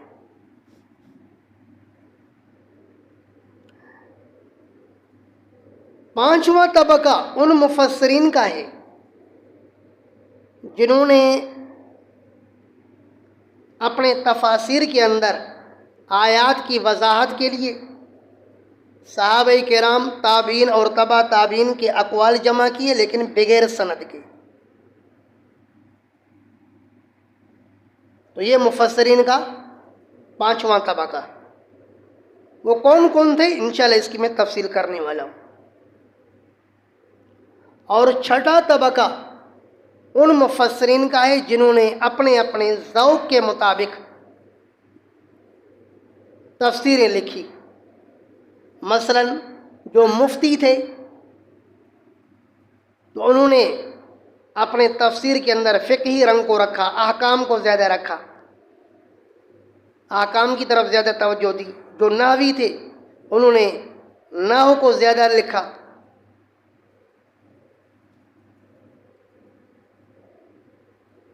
جو قسم کے شوقین تھے انہوں نے اسرائیلی روایات کو زیادہ ترجیح دی۔ تو اپنے اپنے ذوق کے مطابق مفسرین آتے چلے گئے، اور آج تک ہمارے زمانے تک آتے رہتے ہیں، لکھتے رہتے ہیں۔ تو یہ مفسرین کا طبقہ نمبر 6 ہے، سمجھ گئے ہمارے زمانے تک۔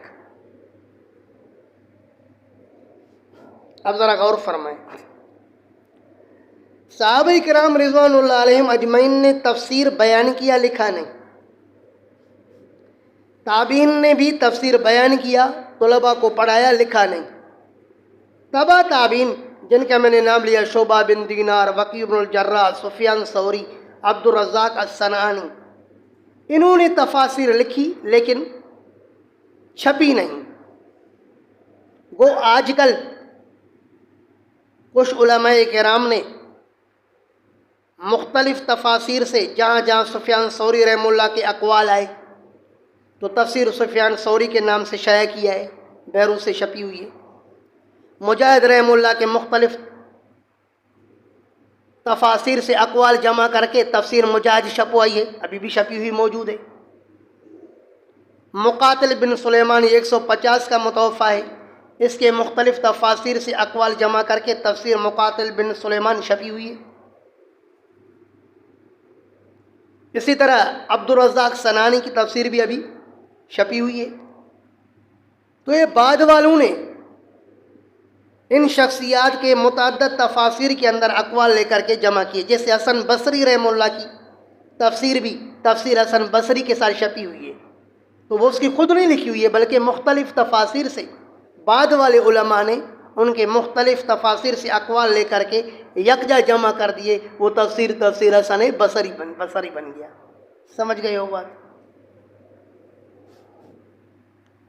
تو یہ تیسرے طبقے کے لوگ تھے جنہوں نے تفاسیر لکھی، لیکن ان کی تفسیریں تباہ نہیں ہو سکی۔ لیکن یہ جو چوتھے طبقے کے مفسرین آئے، جس میں میں نے چند نام لیے، حضرت امام محمد بن جریر طبری، ابن ابی حاتم، تو ان حضرات کی تفاسیر دنیا کے اندر مطبوع ہیں، موجود ہیں، علماء کرام کے ہاتھوں میں ہیں، اور ہر دور کے علماء کرام نے ان سے استفادہ کیا ہے۔ تو جان لو کہ اس طبقے کے تفاسیر میں سے جو ہمارے ہاتھوں میں موجودہ تفسیر ہے وہ تفسیر ابن جریر ہے۔ تو تعارف تفاسیر کی جب بات آتی ہے، یہ جو میں نے تفسیر کے سلسلے میں دوسری بات عرض کی ہے، مفسرین کے طبقات، اس کے ضمن میں تعارف تفسیر کا عنوان آتا ہے، تفاسیر کا تعارف۔ تو تفاسیر کے تعارف میں سب سے پہلے تعارف کس کا ہوگا؟ تفسیر ابن جریر کا۔ جان لو کہ حضرت امام ابن جریر رحمہ اللہ اپنے دور کے بہت بڑے عالم فقہ اور امام تھے۔ اس کی تاریخ کی کتاب بھی بڑی مشہور ہے، تاریخ الطبری، تاریخ الرسل والملوک اس کا اصلی نام ہے۔ تفسیر میں جو تفسیر ابن جریر سے مشہور ہے، اس کا اصلی نام ہے جامع البیان۔ کیا نام ہے؟ جامع البیان۔ الحمدللہ ہمارے اس مدرسے کے مکتبے میں یہ تفسیر ابن جریر یہاں پہ رکھی ہوئی ہے، 30 جلدوں پر مشتمل ہے، دار احیاء التراث العربی سے، اور مؤسسۃ الرسالہ والوں نے اس کو 24 جلدوں میں شائع کیا ہے۔ حضرت علامہ تاج الدین سبکی رحمہ اللہ اپنی کتاب الطبقات الشافعیہ الکبریٰ میں نقل کرتے ہیں کہ ابن جریر رحمہ اللہ نے اپنے ساتھیوں سے کہا کہ میں ایسی تفسیر لکھنا چاہتا ہوں جو 30,000 اوراق پر مشتمل ہو، 30,000 صفحے نہیں بلکہ 30,000 اوراق پر مشتمل ہو۔ تو ساتھیوں نے کہا کہ اگر آپ اس طرح کی تفسیر لکھو گے تو عمر آپ کی فنا ہو جائے گی، ختم ہو جائے گی، تفسیر پورا نہیں ہوگا، ذرا مختصر کریں۔ تو حضرت نے 3,000 اوراق پر مشتمل یہ تفسیر لکھی، جو 3,000 اوراق پر مشتمل ہے۔ اس تفسیر کو اس دور سے لے کر کے اب تک جو مقبولیت حاصل ہے وہ کسی اور تفسیر کو نہیں۔ اس تفسیر کے بارے میں حضرت علامہ ابن حجر عسقلانی رحمہ اللہ متوفی 852 اپنی کتاب لسان المیزان میں نقل کرتے ہیں کہ حضرت امام ابن خزیمہ رحمہ اللہ، یہ متوفی 311 ہے، جس کی صحیح ابن خزیمہ ہے، ابن جریر متوفی 310 ہے اور یہ متوفی 311 ہے۔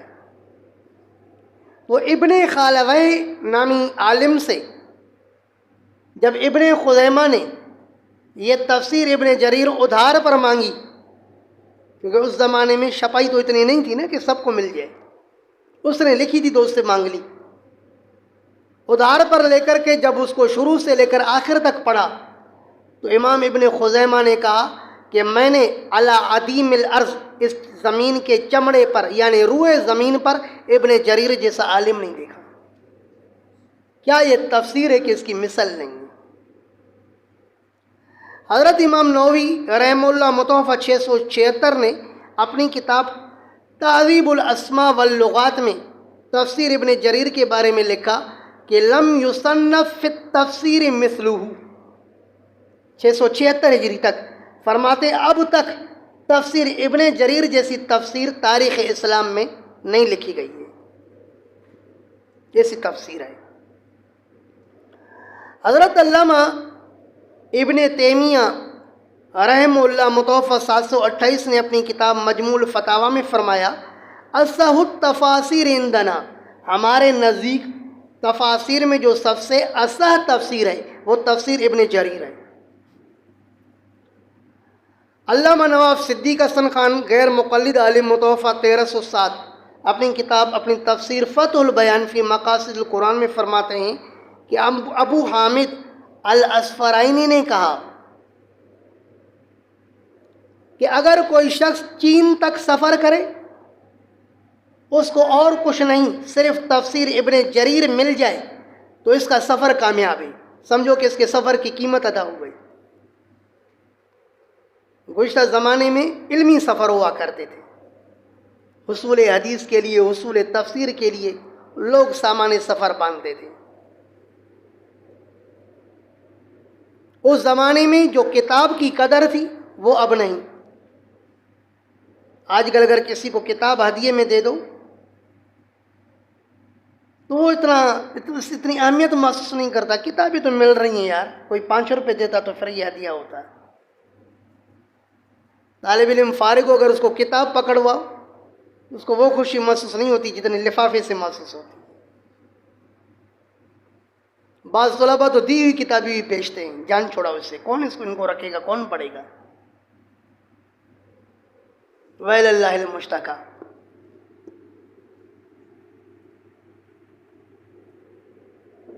بڑی اچھی حرکتیں کرتے ہو۔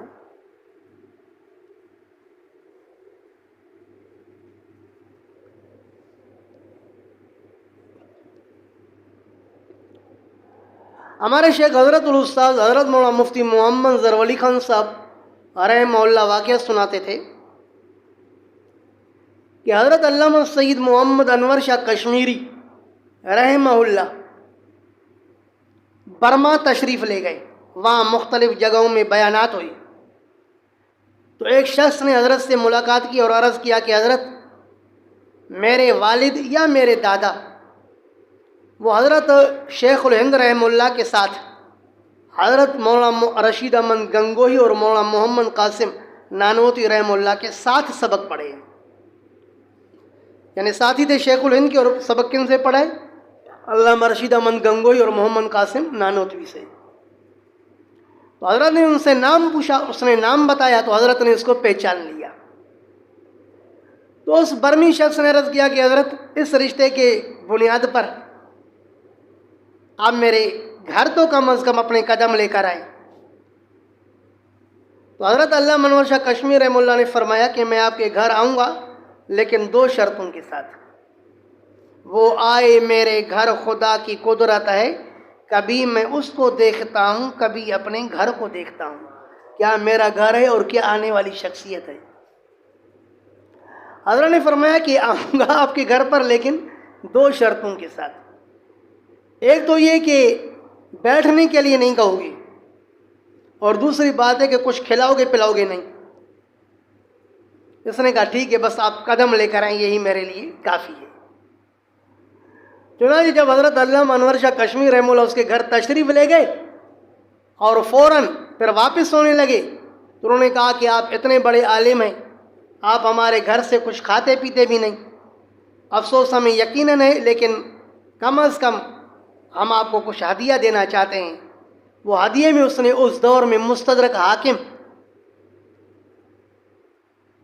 لے کر کے حضرت علامہ انور شاہ کشمیری رحمہ اللہ کے حوالے کی۔ تو حضرت علامہ انور شاہ کشمیری رحمہ اللہ نے فرمایا کہ آپ نے مجھے کیا عظیم ہدیہ دیا ہے، اگر مجھے پتہ ہوتا کہ آپ کے گھر سے مجھے مستدرک حاکم ملے گی تو یہاں سے سفر تو کچھ بھی نہیں تھا، میں دارالعلوم دیوبند سے پیدل ننگے پیر آپ کے گھر تک آتا صرف اس تفسیر کو حاصل کرنے کے لیے۔ یہ قدر تھی نا۔ تو ابو حامد الاسفرانی نے کہا کہ اگر کوئی چین تک سفر کرے اور اس کو تفسیر ابن جریر مل جائے تو فرمایا کہ یہ سمجھو کہ اس کی قیمت ادا ہو گئی، یہ ایسی تفسیر ہے۔ حضرت علامہ جلال الدین سیوطی رحمہ اللہ نے الاتقان فی علوم القرآن میں لکھا کہ اجمع العلماء، یہ صرف امام نووی کی بات نہیں، ابن تیمیہ کی بات نہیں، بلکہ اجمع العلماء علی انہ لم یصنف فی التفسیر مثلہ، تمام علماء کا اجماع ہے کہ ابن جریر جیسی تفسیر تاریخ اسلام میں کبھی بھی نہیں لکھی گئی۔ یہاں مکتبے میں موجود ہے، آپ اس سے استفادہ کریں۔ بہت عالیشان تفسیر ہے۔ اس تفسیر کی خصوصیات یہ ہیں، نمبر 1 کہ یہ کسی بھی آیت کے تفسیر میں صحابہ کرام اور تابعین کے اقوال نقل کرتے ہیں سند کے ساتھ۔ نمبر 2 بسا اوقات یہ بعض صحابہ کرام کے اقوال کو بعض کے اقوال پر ترجیح بھی دیتے ہیں دلائل کی بنیاد پر۔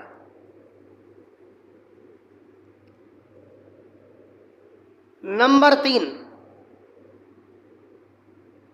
زیادہ تر تو نہیں لیکن کبھی کبھی یہ سند پر بھی کلام کرتے ہیں۔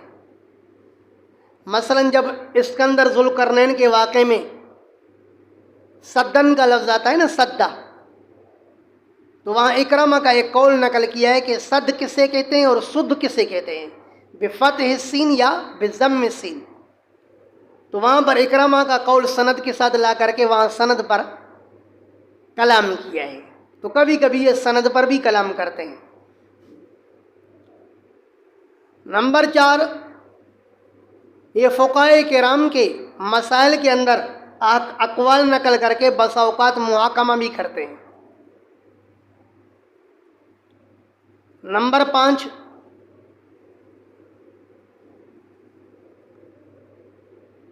گمراہ فرقوں کا مثلا معتزلہ کا رد وغیرہ بھی کرتے ہیں، جیسے کہ رؤیت باری تعالیٰ کے مسئلے میں کہ اللہ کے پاک کا دیدار ہوگا یا نہیں ہوگا، معتزلہ اس کے منکر ہیں۔ تو جہاں کہیں رؤیت کے بارے میں آیات آتی ہیں تو وہاں رؤیت باری تعالیٰ کا اس بات کرتے ہیں اور معتزلہ کا رد کرتے ہیں۔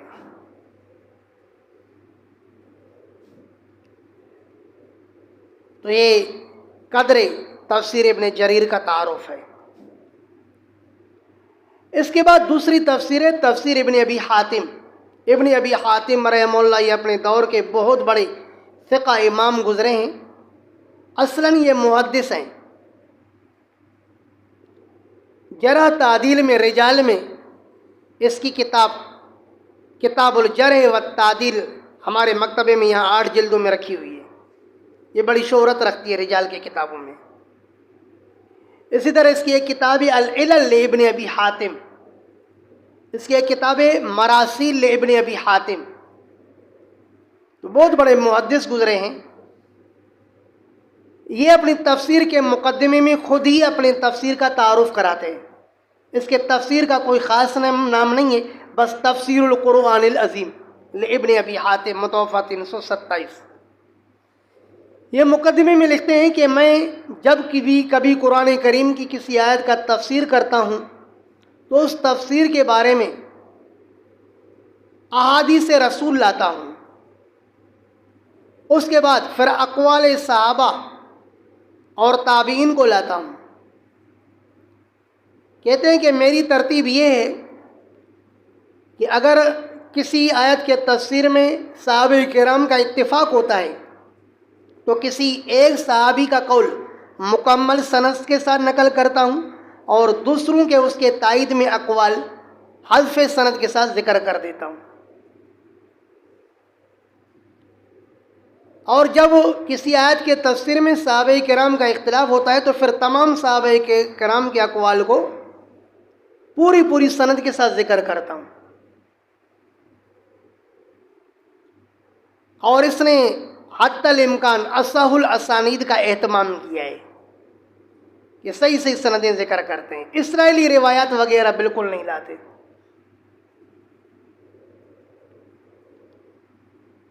اس کے بعد تیسری تفسیر ہے بحر العلوم کے نام سے، حضرت امام ابو اللیث السمرقندی رحمہ اللہ متوفی 373 ہے۔ اس کی مشہور کتاب تنبیہ الغافلین اصل میں عربی میں ہے لیکن اردو ترجمے کے ساتھ بھی یہ عام ہے، خصوصاً عامی لوگوں کے پاس بھی یہ کتاب موجود ہوتی ہے تنبیہ الغافلین۔ تو اس کی تفسیر ہے تفسیر بحر العلوم، یہ 3 جلدوں پر مشتمل ہے۔ تفسیر ابن ابی حاتم 13 جلدوں پر مشتمل ہے اور یہ بحر العلوم 3 جلدوں پر مشتمل ہے۔ اس کی ترتیب یہ ہے کہ یہ قرآنی آیات کا جب تفسیر کرتے ہیں تو اولاً تفسیر القرآن بالقرآن کرتے ہیں، یعنی ایک قرآن کی آیت کو دوسری قرآن کریم کی آیت کو لا کر کے واضح کرتے ہیں، اور پھر اقوال صحابہ اور تابعین کو بھی ذکر کرتے ہیں، لیکن حذف سند کے ساتھ، سند نہیں لاتے، اس نے سند کا اہتمام نہیں کیا۔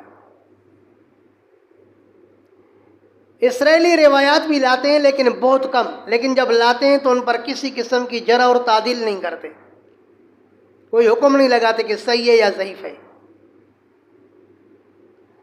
اور بسا اوقات یہ اپنے تفسیر میں یوں بھی کہتے ہیں کہ بعض نے اس طرح کا ہے، بعض نے اس طرح کا ہے، بعضوں کا نام نہیں لیتے ہیں، تو ظاہر ہے جب قائل مجہول ہو تو اس قول کی کوئی اہمیت اور حیثیت باقی نہیں رہتی۔ اور ماشاءاللہ آیتوں پر بسا اوقات ظاہری نظم پر جو وارد ہونے والے اشکالات ہیں ان اشکالات کا بھی جواب دیتے ہیں۔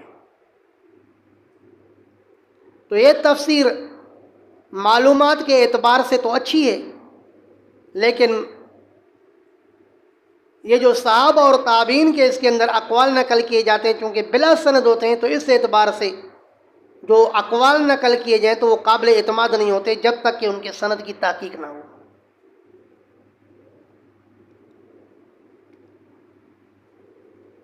اس کے بعد چوتھی تفسیر وہ تفسیر الکشف والبیان ہے، محمد بن احمد الثعلبی، متوفی 427 ہجری،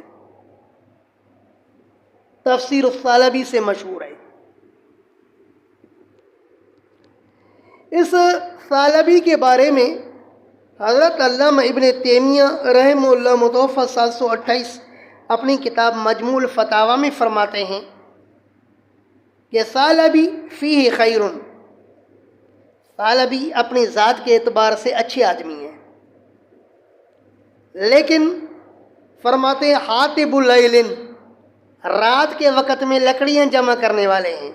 جو رات کے وقت تاریکی میں اور اندھیرے میں لکڑیاں جمع کرے گا تو صحیح لکڑیاں جمع کرے گا، ہاں خس و خواجات جو بھی آئیں گی جمع کرتا جائے گا۔ تو یہی حال ثعلبی کا ہے کہ یہ رات کے وقت میں لکڑیاں جمع کرنے والا ہے، یعنی اپنے تفسیر کے اندر ہر چیز کو لانے والا ہے، ہر خاص و خواہشات کو لانے والا ہے، کوئی تنقیح نہیں کرتا۔ یہ اپنی تفسیر کے اندر کیونکہ تفسیر بالروایت ہے تو مرفوع روایات بھی لاتا ہے، اقوال صحابہ بھی لاتا ہے، اقوال تابعین تبع تابعین بھی لاتا ہے، لیکن سند ذکر نہیں کرتا۔ صحیح اور سقیم کا اس نے فرق نہیں رکھا ہے۔ بسا اوقات آیات میں نحوی مباحث بھی ذکر کرتا ہے،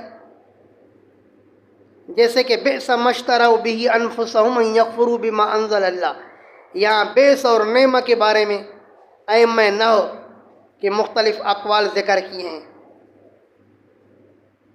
اسرائیلی روایات بھی نقل کرتا ہے لیکن ان پر کسی قسم کی جرح نہیں کرتا۔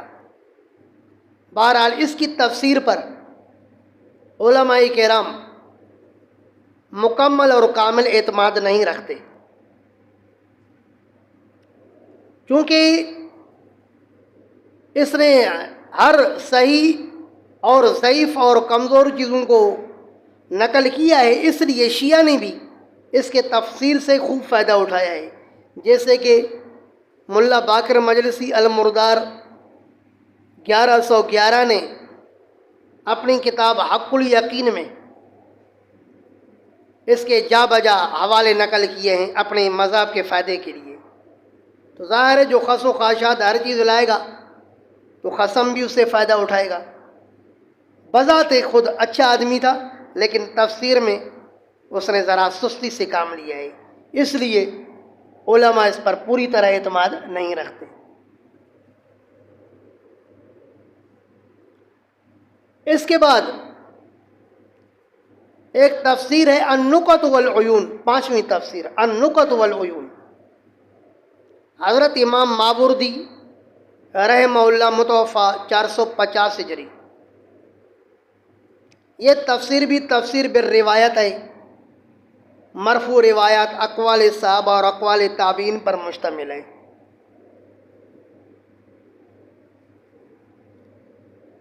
چھٹی تفسیر الوسیط فی تفسیر القرآن المجید، 7ویں تفسیر الوجیز فی تفسیر الکتاب العزیز، اور ابن تیمیہ کے بقول 8ویں تفسیر البسیط فی تفسیر القرآن المجید۔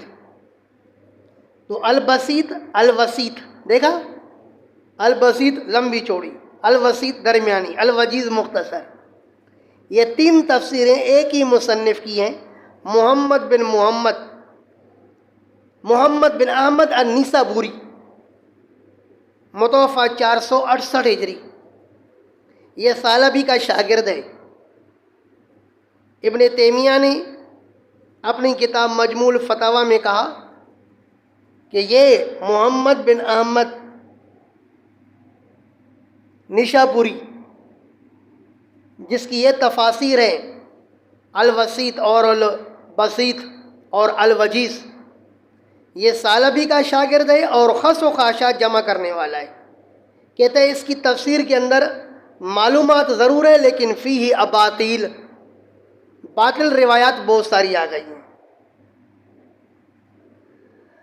اور اسی مصنف کی ایک مشہور کتاب شان نزول کے حوالے سے اسباب النزول،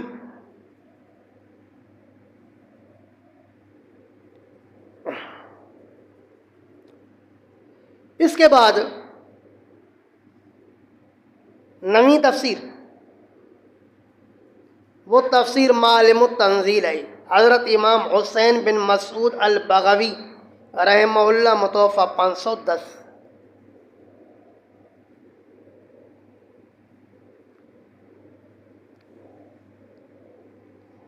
یہ جو مشکات المصابی کی المصابی، مصابی السنہ ہے نا، تو یہ مصابی السنہ کا بھی یہی مصنف ہے۔ اسی طرح شرح السنہ جو اس نے حدیث کی کتاب لکھی ہے، وہ اپنی سند کے ساتھ لکھی ہے، اپنی سند سے روایات نقل کی ہیں، یہ وہی بغوی ہے۔ تو اس کی یہ تفسیر معالم التنزیل پاکستانی ایڈیشن میں ہمارے مکتبے میں موجود ہے، 4 جلدوں پر مشتمل ہے۔ اس تفسیر کے بارے میں ابن تیمیہ رحمہ اللہ اپنی کتاب مجموع الفتاوی میں یوں تعارف کراتے ہیں، مختصر من الثعلبی، یہ تفسیر معالم التنزیل ثعلبی سے مختصر ہے، یعنی تفسیر ثعلبی کا اختصار ہے، خلاصہ ہے، لیکن اقوال مبتدعہ اور موضوعات سے پاک اور صاف ہے۔ جو بدعت پر مشتمل اقوال ہیں یا موضوع روایات وغیرہ ہیں، بغوی نے اپنے تفسیر کو ان چیزوں سے صاف ستھرا رکھا ہے۔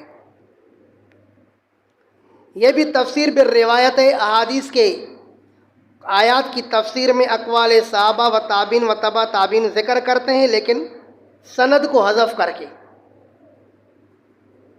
سندوں پر کوئی کلام شلام نہیں کرتے، کوئی جرح تعدیل نہیں کرتے، شاید اس وجہ سے کہ اس نے اپنے تفسیر کے شروع میں ہی صحابہ، جن صحابہ کرام کے اور تابعین کے اقوال اس کو جس سند سے پہنچے ہیں وہ شروع میں سندیں ذکر کر دی ہیں، تو اس لیے بعد میں سندیں ذکر نہیں کرتے۔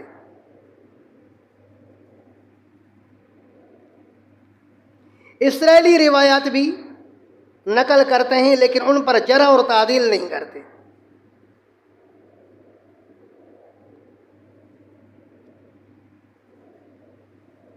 اس کے بعد ایک اور تفسیر ہے، تفسیر ابن عطیہ سے مشہور ہے، تفسیر ابن عطیہ المحرر الوجیز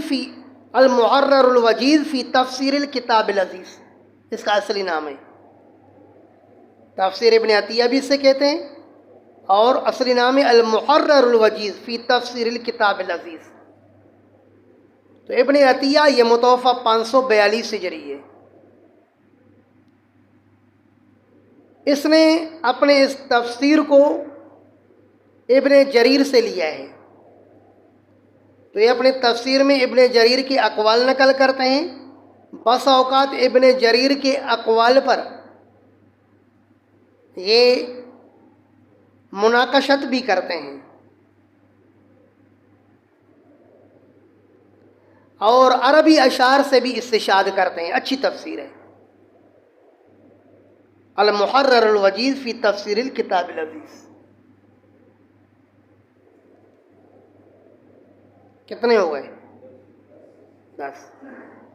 11ویں تفسیر وہ تفسیر ابن جوزی رحم اللہ کی ہے، متوفہ 597 ہجری. ابن جوزی رحم اللہ اس امت کے ایک بہت بڑے مصلح عالم گزرے ہیں.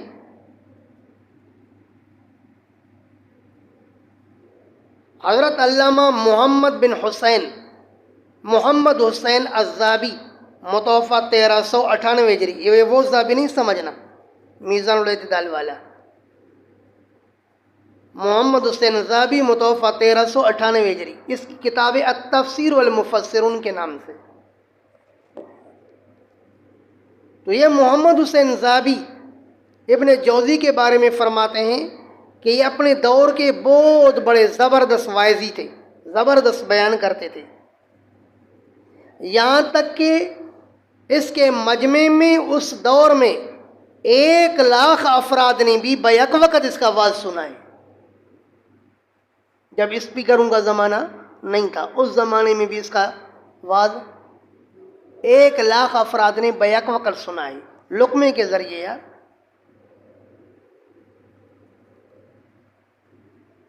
یہ بہت بڑے مصنف گزرے ہیں. کہا جاتا ہے کہ اس کی 250 تصنیفات ہیں محمد حسین زابی کے بقول. بعضوں نے کہا ہے کہ اس کی 500 تصنیفات ہیں. تو اس کی تصنیفات میں مشہور جو تصنیف ہے وہ یہی تفسیر ہے، زاد المسیر فی علم تفسیر. تفسیر کا نام ہے زاد المسیر فی علم تفسیر. اس کی ایک اور مختصر تفسیر ہے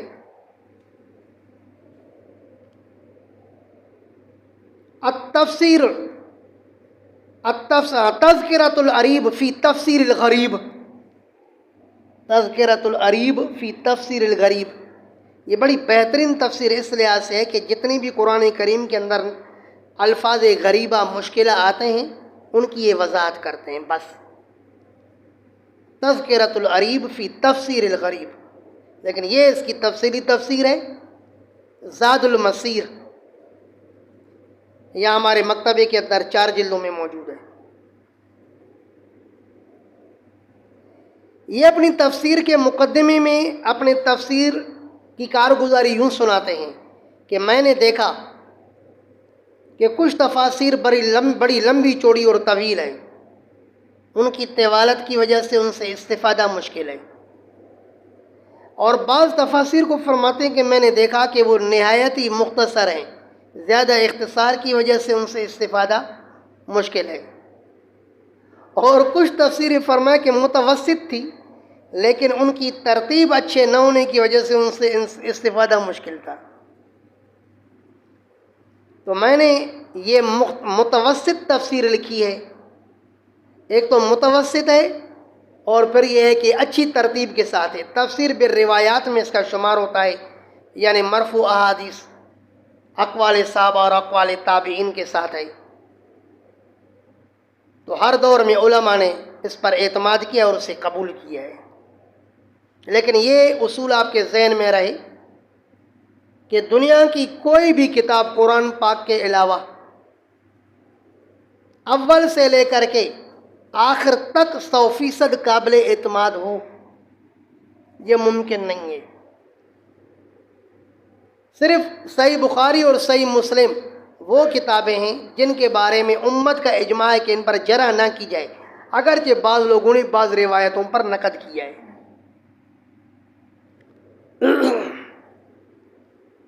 تو بہرحال ہر تفسیر، کوئی بھی دنیا کی تفسیر شروع سے لے کر آخر تک بغیر تحقیق کے اس پر اعتماد کرنا مشکل ہے. ہاں جب تک کوئی وہ بات قرآن و سنت سے نہیں ٹکراتی آپ بغیر تحقیق کے آگے نقل کر سکتے ہیں. لیکن جس بات کے بارے میں آپ کو کوئی اعتراض وغیرہ وارد ہوتا ہے تو پھر اس کی آپ کو تحقیق کرنی پڑے گی. تو تفسیر زاد المسیر کا میں نے ذکر کیا. اس کے بعد اگلی تفسیر ہے مفاتیح الغیب. جس کو دنیا تفسیر کبیر کے ساتھ یاد کرتی ہے۔ اس تفسیر کا مصنف حضرت علامہ فخر الدین رازی رحمہ اللہ متوفی سن 606 ہجری ہے۔ یہ رئی کے علاقے میں پیدا ہوئے۔ کہا جاتا ہے کہ یہ خود بہت بڑے خطیب تھے، لیکن ابن الخطیب تھے۔ کیا تھے؟ ابن الخطیب تھے۔ اس کے باپ بھی اپنے دور کے بہت بڑے خطیب گزرے ہیں۔ اللہ نے اس کو عقل کے انبار عطا فرمائے تھے، عقل کے انبار تھے اس کے پاس۔ اس کی متعدد کتابیں ہیں۔ عقائد کے اندر اس کی کتاب مشہور ہے المطالب العالیہ، اصول فقہ میں اس کی کتاب المحصول، اور تفسیر میں اس کی یہ تفسیر مشہور ہے مفاتیح الغیب یعنی التفسیر الکبیر۔ ہمارے شیخ حضرت الاستاذ حضرت مولانا مفتی محمد ظفر علی خان صاحب رحمہ اللہ اس کے متعلق ایک واقعہ سناتے تھے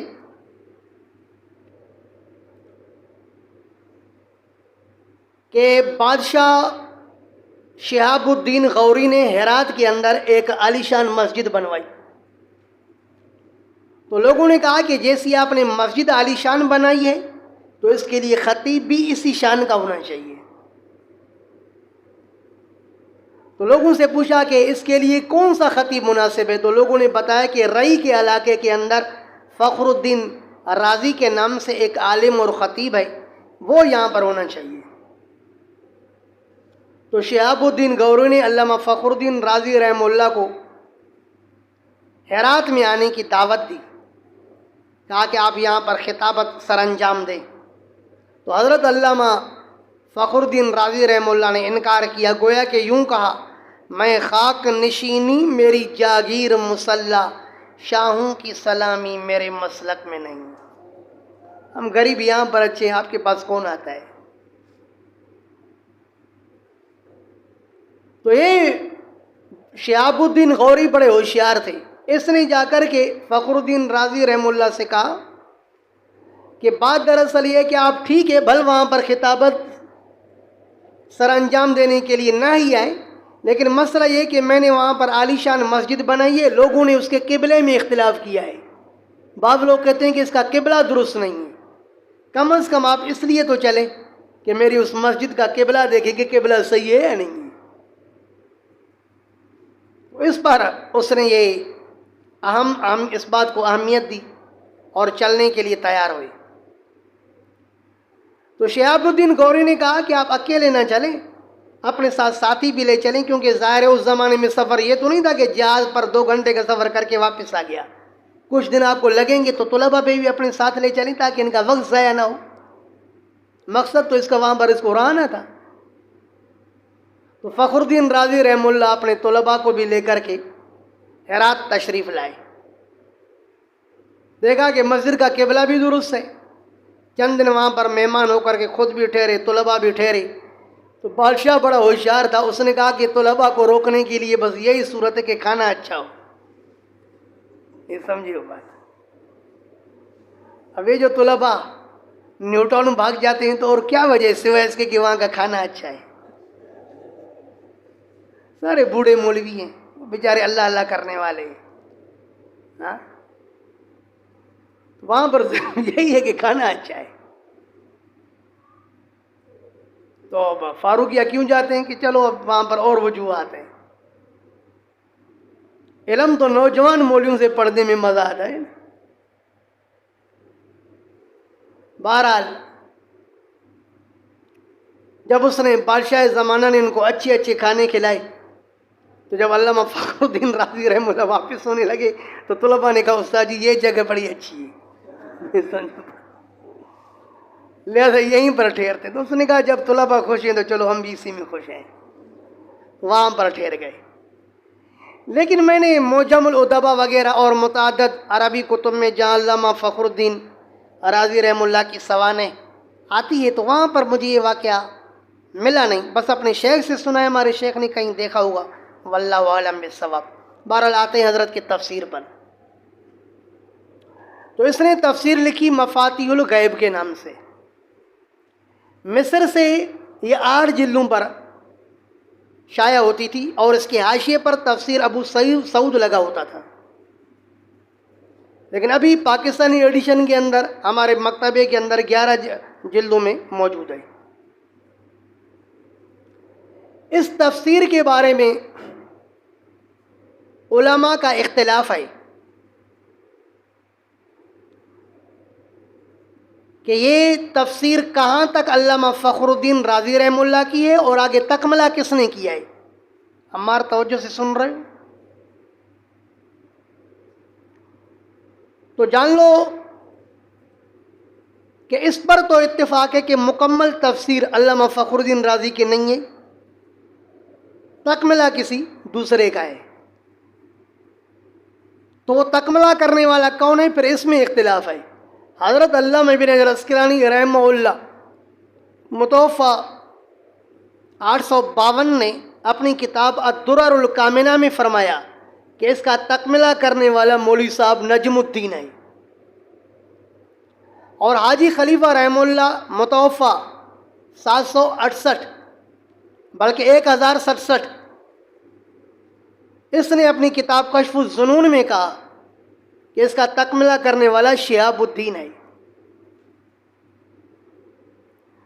کہاں تک علامہ فخر الدین رازی رحمہ اللہ نے لکھا تکملہ؟ پھر کہاں سے شروع ہوا؟ تو محمد حسین زابی نے اپنی کتاب التفسیر والمفسرون میں کہا کہ سورہ انبیاء تک علامہ فخر الدین رازی رحمہ اللہ نے خود لکھا ہے، آگے تکملہ پھر دوسروں نے کیا ہے. لیکن مجھ فقیر کی تحقیق کے مطابق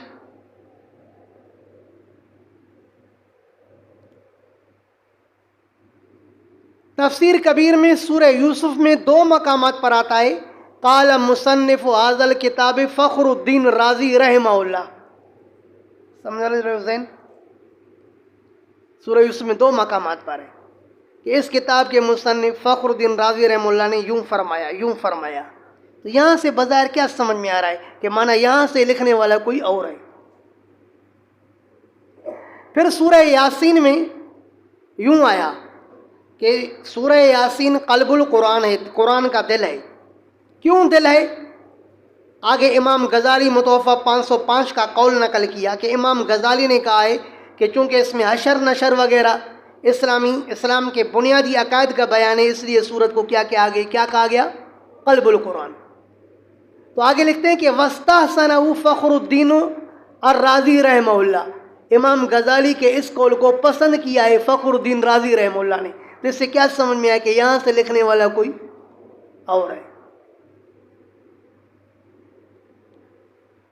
اور پھر سورہ واقعہ میں بھی 2 دفعہ آتا ہے قال فخر الدین رازی رحمہ اللہ. فخر الدین رازی رحمہ اللہ نے اس طرح کہا ہے.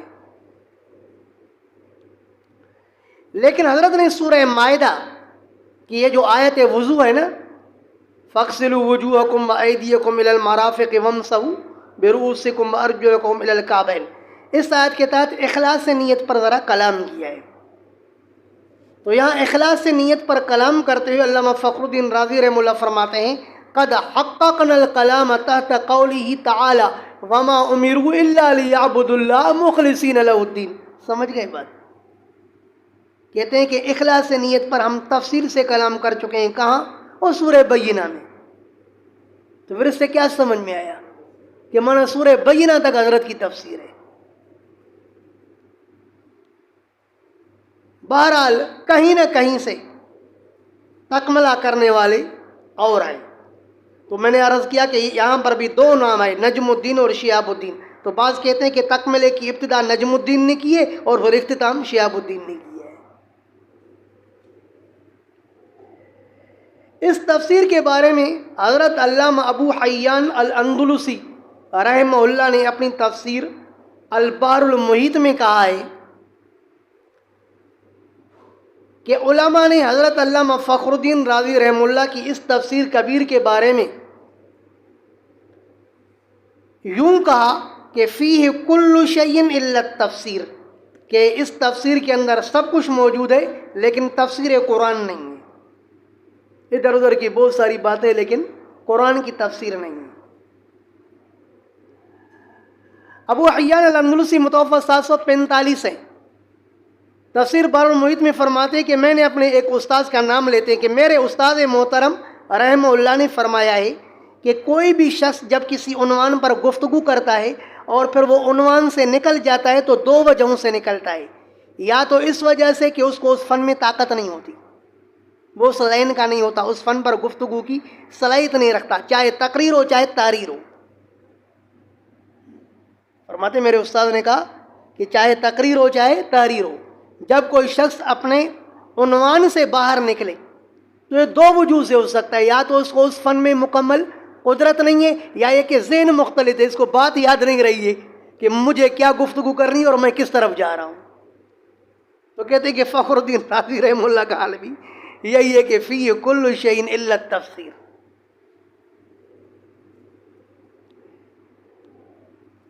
لیکن حضرت علامہ سید محمد انور شاہ کشمیری رحمہ اللہ اپنی کتاب مشکلات القرآن میں فرماتے ہیں کہ یہ بڑی عالیشان تفسیر ہے۔ وہ فرماتے ہیں کہ قرآن کریم کو سمجھنے کے لیے 4 تفاسیر ضروری ہیں، ان میں سے ایک تفسیر کبیر ہے، ایک تفسیر المعانی ہے، ایک تفسیر ابو سعود ہے، اور ایک تفسیر ابن کثیر ہے۔ یہ 4 تفاسیر ضروری ہیں، ان 4 میں علامہ انور شاہ کشمیری رحمہ اللہ تفسیر کبیر کو داخل کرتے ہیں۔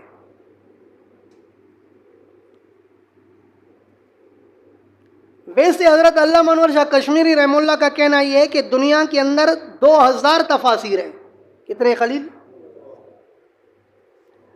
حضرت علامہ سید محمد یوسف البنوری رحمہ اللہ اپنی کتاب یتیمۃ البیان میں فرماتے ہیں حدثنی الصدیقی الثقۃ، میرے قابل اعتماد دوست نے بتایا، مولانا لطف اللہ۔ کون؟ مولانا لطف اللہ نے بتایا۔ یہ حضرت مولانا لطف اللہ صاحب سرحد کے رہنے والے تھے۔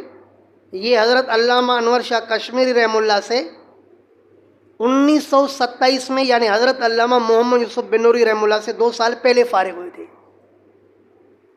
اور ہمارے شیخ حضرت الاستاذ حضرت مولانا مفتی محمد زروالی خان صاحب کے استاذوں میں سے سب سے بڑے استاذ یہی حضرت مولانا لطف اللہ صاحب تھے، جو ڈائریکٹ حضرت علامہ انور شاہ کشمیری کے شاگرد تھے، اور حضرت علامہ بنوری سے بھی 2 سال پہلے فارغ تھے۔